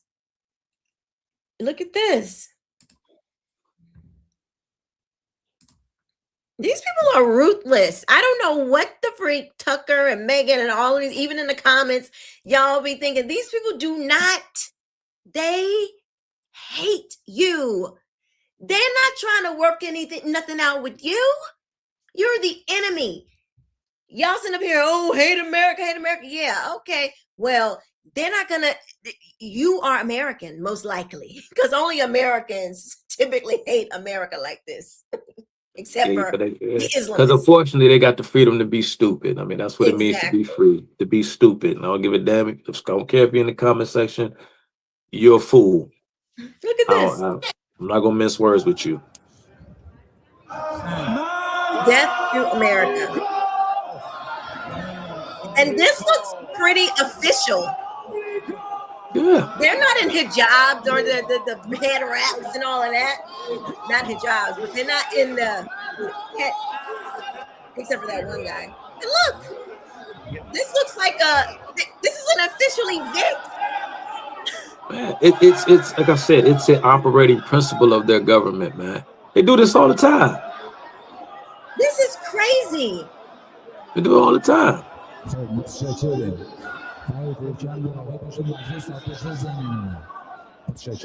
at this. اگر اروپا و کشورهای مهم مثل روسیه و چین این خلأ بین المللی را پر کنند شاید راهی برای ادامه مسیر باشد. در غیر این صورت جمهوری اسلامی با اقدامات هسته‌ای خود ایشان را سر عقل می آورد. و این را بدانند که در چنین شرایطی ایران هیچ تعهدی ندارد که در جایگاه گذشته خود در مسئله هسته‌ای قرار بگیرد. They didn't keep any agreement, any commitment. No, they will have no commitment. They have never kept, as far as I understand, the agreement. They don't. No, Keisha. They said, according to Marco Rubio. They never planned on it because the Obama administration specifically hid the fact that essentially, and it's very complicated. In the JCPOA, it's about 100 and it's almost 200 page long document, not quite 200 pages, but it's very long. It's not too comprehensive, but too much to discuss in detail on this show. But in short, Iran was given the opportunity or given the capacity within the framework of the deal to inspect their own nuclear sites. The UN had virtually no oversight to control what Iran was doing.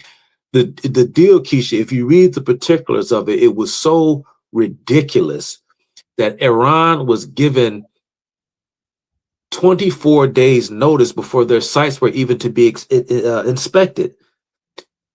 A huge part of the deal was, in order for Iran to get on board with this deal, the United States and Canada had to agree not to step foot on Iranian soil. Iran said the only people who can inspect our sites are people who are friendly to Iran. So Americans and Canadians couldn't even go look. Yes, Not only that's what Tulsi Gabbard was trying to tell. Again, Tucker and Megan, they were trying to say, well, I don't, she's saying that they didn't find anything. That's not what she was saying. It's like these people have literally gone blind and dumb.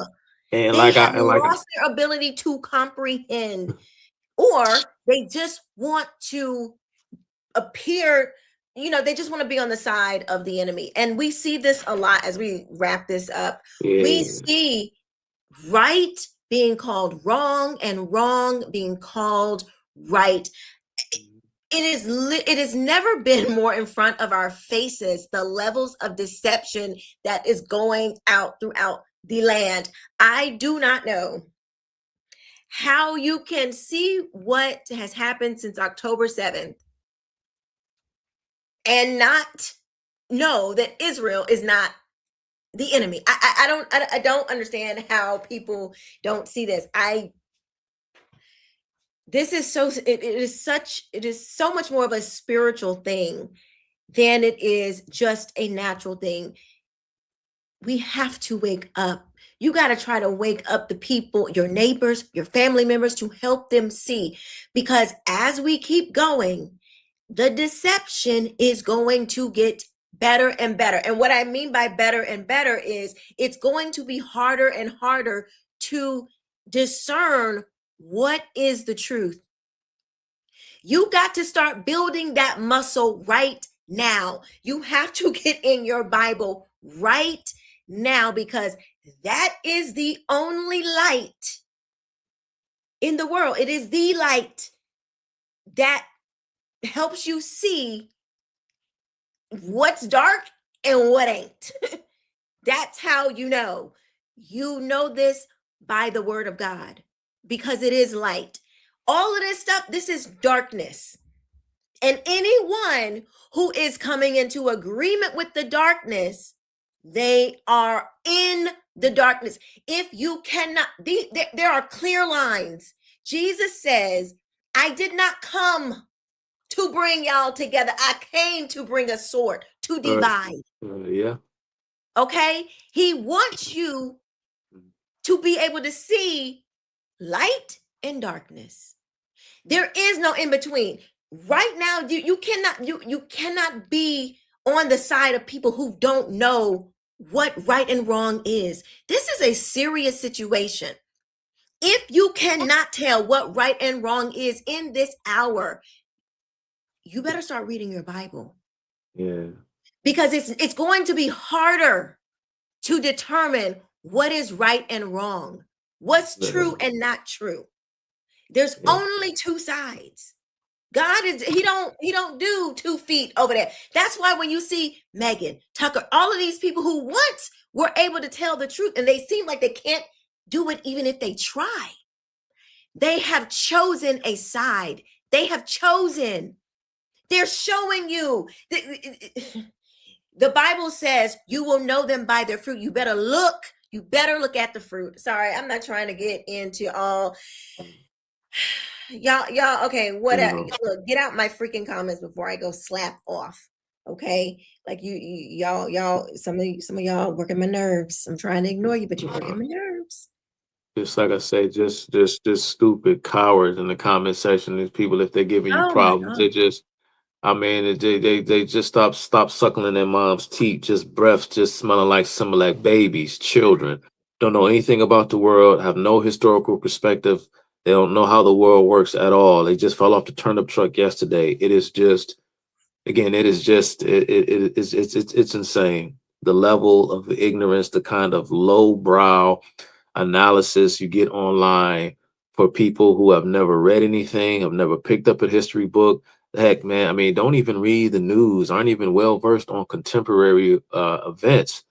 It's just, Keisha, like I said, it's just mind-boggling. You know, sometimes you're going to have to deal with evil because we live in a fallen world. I don't know what people don't realize. about what's going on here. I mean, you live in a world, you live in a world where you're going to have conflict, you're going to have war.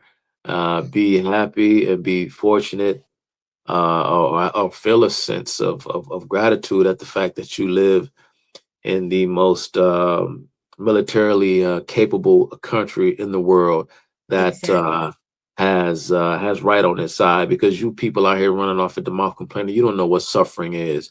Do you know what they do to people in Iran? They have a law in Iran, Keisha. It's called spreading evil in the land. I'd said last time I was going to talk a little bit more about Iran, some of its domestic goings on and its laws and some of the things that's on its books that it does to its own citizens, but we're running out of time.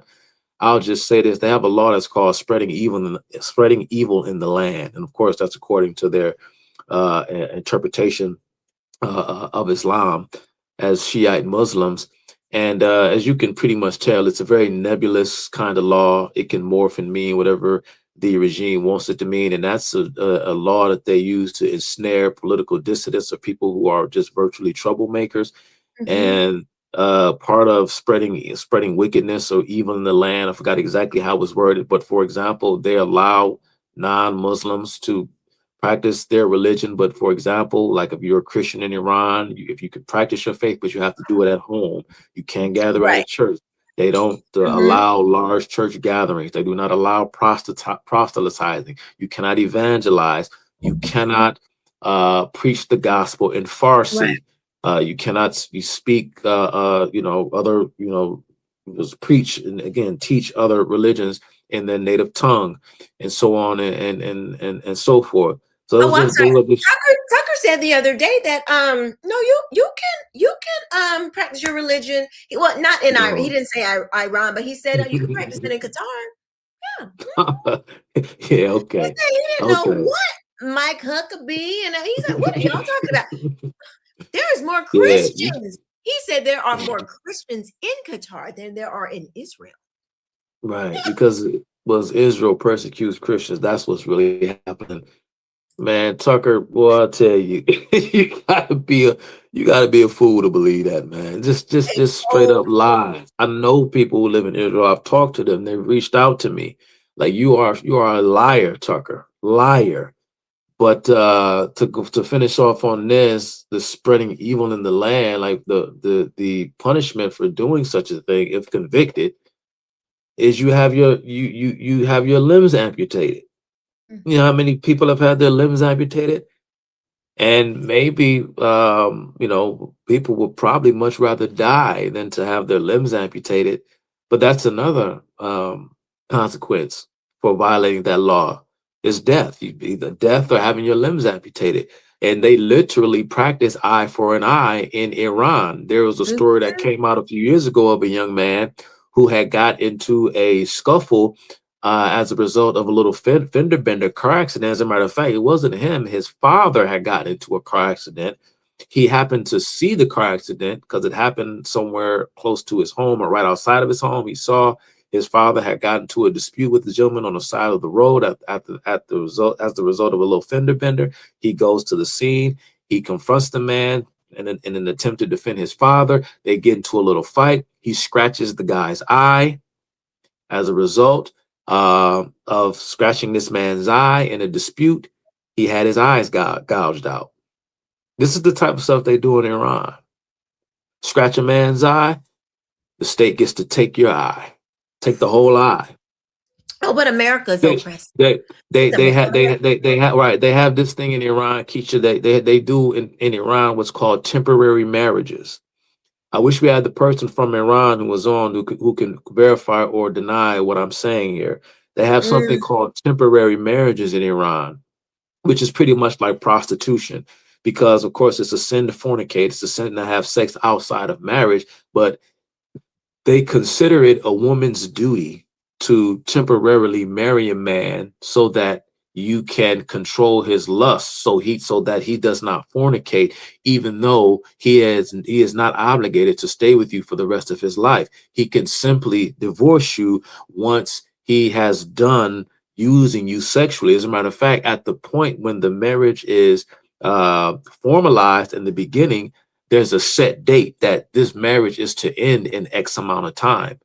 But that's only so that the man does not commit sex outside of marriage. They're called temporary marriages.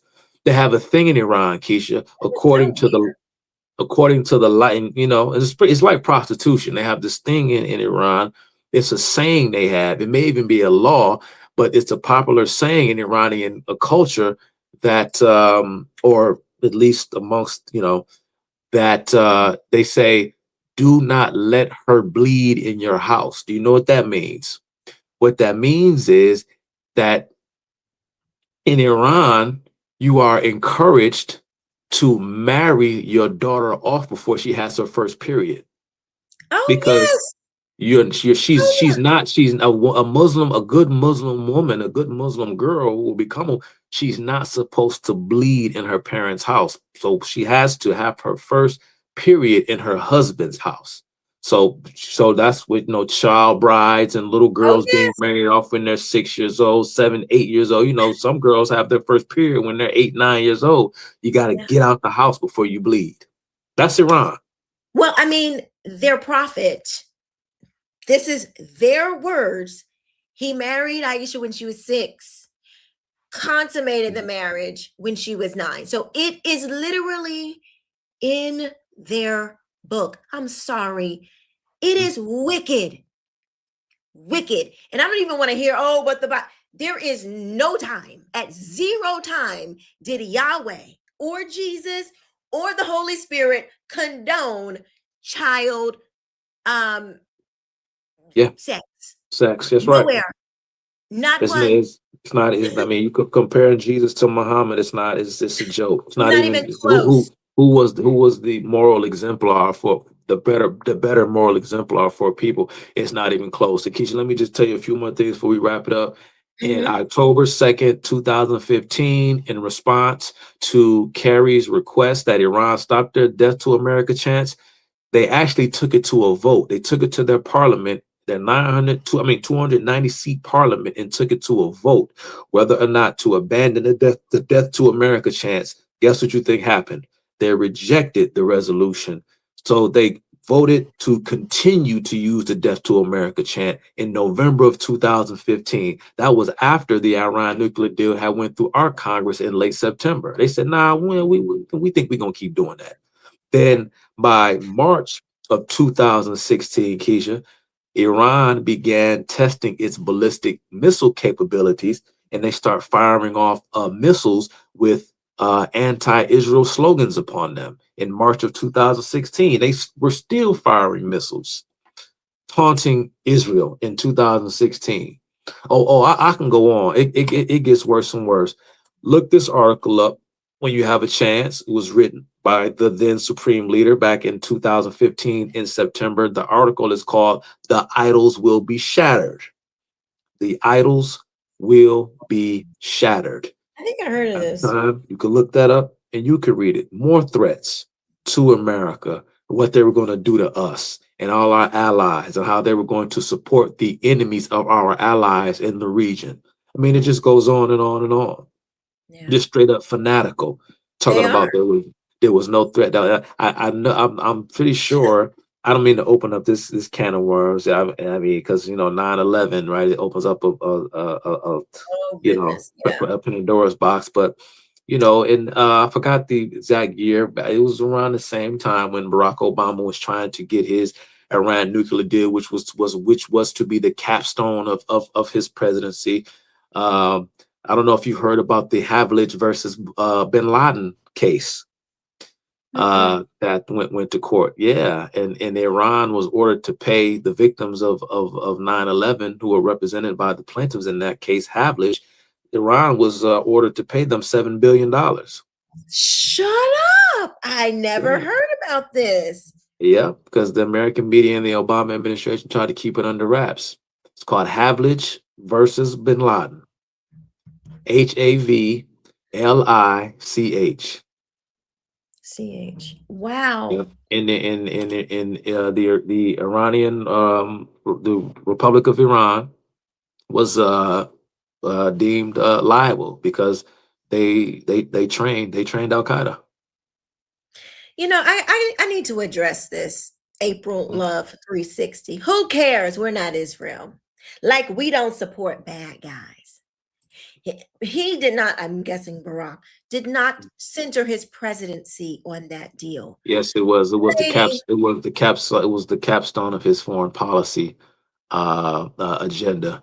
Because in his mind, and in Secretary of State John Kerry's mind, this is what assured peace for the foreseeable future was the JCPOA. That's what he said. Those were the words of his own administration. What the hell are you talking about? Like I said, I could tell by your little avatar picture. Like I said, you look like you just hopped out your diapers. You don't remember what the hell was going on 10 years ago. You probably don't even remember what you were doing in your own life 10 minutes ago. Get the hell out the comment section. You don't know what you're talking about. For real. I don't suffer. I'm sorry. I don't suffer fools. I'm sorry. I don't suffer fools. And that's why I wanted to put it up. He doesn't have the same energy. Girl, what? We ain't talking about energy. We're talking about real life. We're talking about missiles and bombs. He ain't got the same energy, ma'am. I don't even know what that's supposed to mean. Like I say, take that childish rhetoric over to TikTok and go do some dances or something. Look, this is real. Ma'am, listen. This is real stuff. No, you're a child, but you're a child. But you really sound ignorant. You do. You're a child. And it will be bad. When you don't know that you're ignorant, you come out saying these things, thinking you're saying something, and you prove what we think. You're proving that what we believe. Go ahead, keep talking, keep validating. Keep validating what we already think. And they have and it was Iran. It was the supreme leader, the first supreme leader of Iran, Ruhollah Khomeini, Ruhollah Khomeini, who established something called International Quds Day. I don't know if you're familiar with that, but International Quds Day, I don't know what it happens during Ramadan or sometime toward the end of Ramadan, where the whole Muslim world, they all rally and celebrate in support of Palestine, because they want to liberate Jerusalem, because they want to drive the Jews out from where they believe they were driven out. And so this is Iran. The whole thing, Keisha, the whole project is being funded and supported tactically by this regime. And like I said, it was Jimmy Carter's weakness. It was the shame and the low morale of the American people. This was a post-Watergate America. This was a post-Vietnam America after the left and its communist apparatchiks and its pinkos and its apparatus here in the United States just completely demoralized us, shamed us, undermined our war effort in French Indochina. And Jimmy Carter came in, as the guy that was going to set the country on the right path, because he was this outsider. He wasn't from the Beltway and this and that. And he came in talking about, he was about human rights and all this stuff. We talked about this in the last show. And this is what happens when you're weak. This is what happens when you're weak. When you like Miss Black Don't Crack, when you're stupid like her, this is what happens. And you'll find out what real tyranny, real terror, and what real oppression look like when you don't have a backbone, when you don't have a spine. And like I said, when you abandon your allies on the world stage, there's going to be no one left to save you.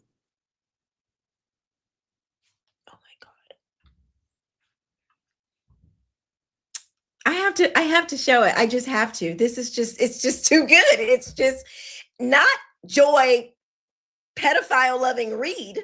Not you Joy Reed who you says got that to we go. should show children inappropriate. This is rich. I got a screenshot this one right here. Like this Yeah. Like, You're going on the wall. You're going on the wall of shame. Wow. Y'all should go watch the history lesson that Joy Reed gave for free. Yeah, we'll do that on the first day of Neverwary. Joy Reed, gonna tell Lord have mercy. Joy Reed. And I'm sorry, and she knows she's an expert in foreign policy. What's her, where has she, what is her background there? I'm sorry. Good gracious. Joy Reid, Lord, that's your Joy authority. Reid. I got Keisha. That's what gets Keisha. Like I'm telling you, the just as a side note, Keisha, wrap up whenever you feel like it. But I just got the left, man. The left is so dangerous and so destructive. That's No all they matter do. how many people die, no matter how many people they kill, no matter how many people have died in Iran as a result of this leftist Islamist revolution that took the country over, no matter how many people have died in China, died in the Soviet Union, died in the killing fields of Cambodia, no matter how many people die in our streets in the United States, particularly in our inner cities, people of color, so on and so forth, that Joy Reid, someone in her position, would claims to love so much, the amount of death, mayhem, and misery that they cause as a result of their own hubris, because they use real life human beings as props for their own vanity projects, is just disgusting, man. It's just disgusting. It's the same thing as like the queers for Palestine, the black people who are like, oh yeah, we got to support this because, you know, because they're against America and they think America is this like oppressive empire. I would love for them to just take a gander over there and try to do. I would love for them to go over there and talk about their government the way they talk about ours. I would love for them to experience the freedom of Iran. I would, right? Since Iran is so great and America so go experience the freedom. You will love it. Go experience it. Yeah. Wow. It's so crazy. You can't get. And these fools, Keisha, these fools, people have always, different countries, different nations have always built alliances. This has been the case since the beginning of time. Newsflash to Joy Reid's little sister, Black Don't Crack. Newsflash to Megyn Kelly. There wouldn't be an America had it not been for the French. So what do you say to that? Do you think France should have stayed out of the Revolutionary War? Because they were our allies against the British. I don't know if you knew that. Did Joy Reid teach you that?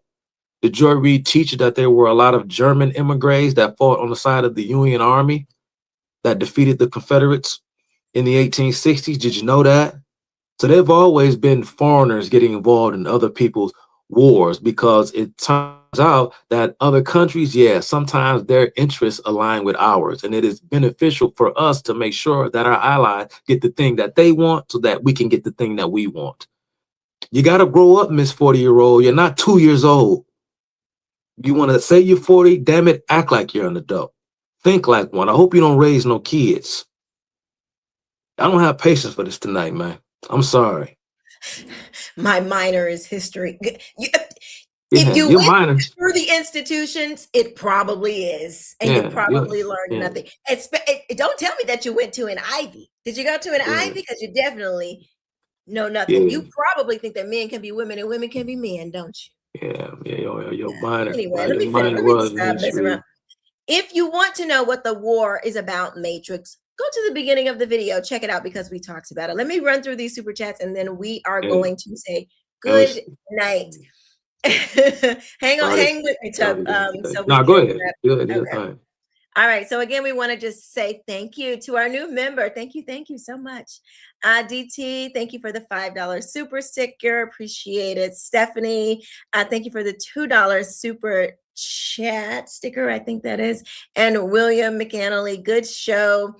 Keisha and Chuck, must watch TV. I agree. Thank you guys so much. I really appreciate it. If you want to support the channel, these are other ways. I know I'll see like you guys like supporting from these other ways. So here is you can support me on Cash App, buymeacoffee.com / Keisha King Benton, and super chats and super stickers. Thank you guys so much. Lisa says, not Joy Reid, is little sis. Embarrassing herself. Sound like what's the fact? Who said that? Who said that recently? That clown. What's that comedian? Y'all need to listen to Joy Reid because she be tough, man. Y'all need to. Who was that was telling people to go listen to Joy Reid? The Was dude it who, DL why am I forgetting his name? Not that fool, the other fool. The other used to be comedian. What's his name? He used to do the little Daryl character on comedy. Why am I forgetting? He was one of the biggest mouthpieces out there for Kamala Harris in 2024.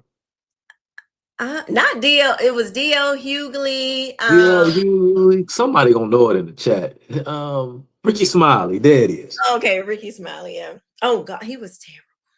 Yeah, he always telling people, y'all need to go watch Joy Reid. Okay, so good she lost her job. She couldn't even keep an audience on MSNBC and a whole network full of nut jobs. Racist, straight racist.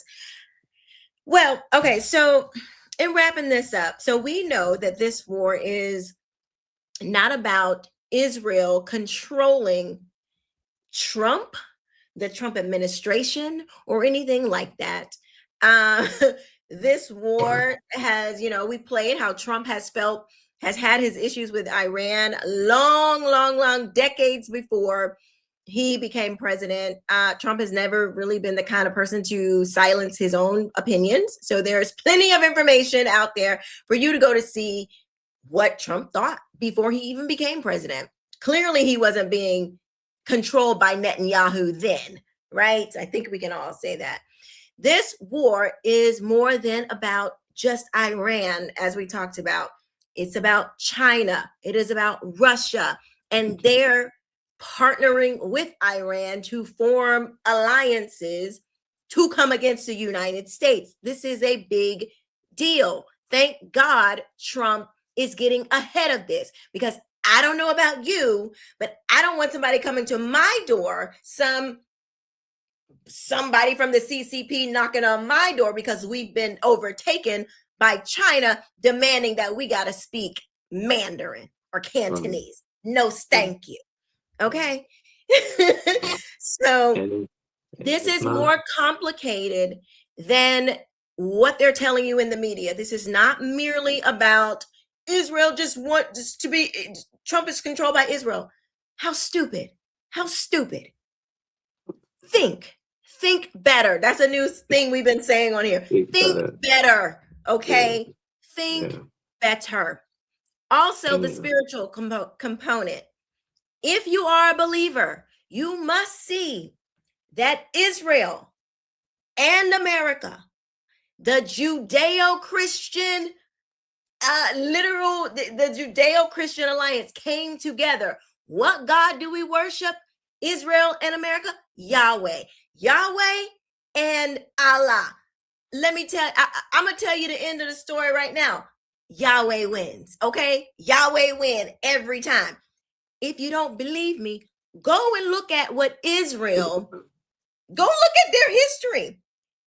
You have to wonder how a country so small that is literally surrounded by their enemies that are attacked constantly, how they have managed to survive. I'm just saying, this is more than just a kinetic war. This is a spiritual war as well. And it will behoove you to go and read your Bible so you can be ahead of the game.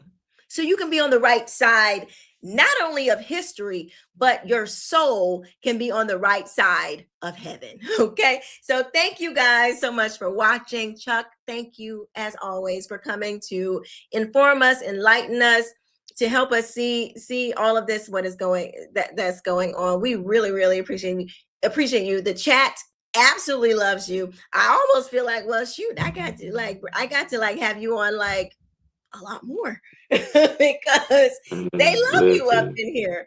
Let me read this super. Elisa, thank you so much for the $10 super sticker. Thank you. Appreciate it. Let me just shout out to the chat real quick. DT, Paul, how are you and them babies? And y'all pray for Paul because Paul's in New York, so he's dealing with Mom Donnie. So pray for Paul. We love you, Paul. Let's see. Megan was in here. Stephanie was in here. Let's see, we got new people that's been chiming in. 813 born again. Raythel. Let's see. William McAnally, thank you guys so much. I'm trying to make sure and see if I miss anybody. Oh, we have Palmina. She's an not old, but she is a long time watcher. So thank you so much for her. God bless you. April says that Mamdani is the GOAT. He's the GOAT mayor. Yeah, he might be doing something with goats, but he's not the GOAT. Okay. All right. Moving right on. What goat she talking about? She talking about Baphomet? I don't know what goat she talking about. Okay. Some of them Islamists, they like to do some funny things with goats. Go look it up. Go look it up. All right. All right, you guys. Thank you so much for watching. We will see you throughout the week, but come back on Monday for our Monday Night Lights at 8 p.m. Eastern Standard Time. We'll see you next time. Thank you for watching. Bye-bye.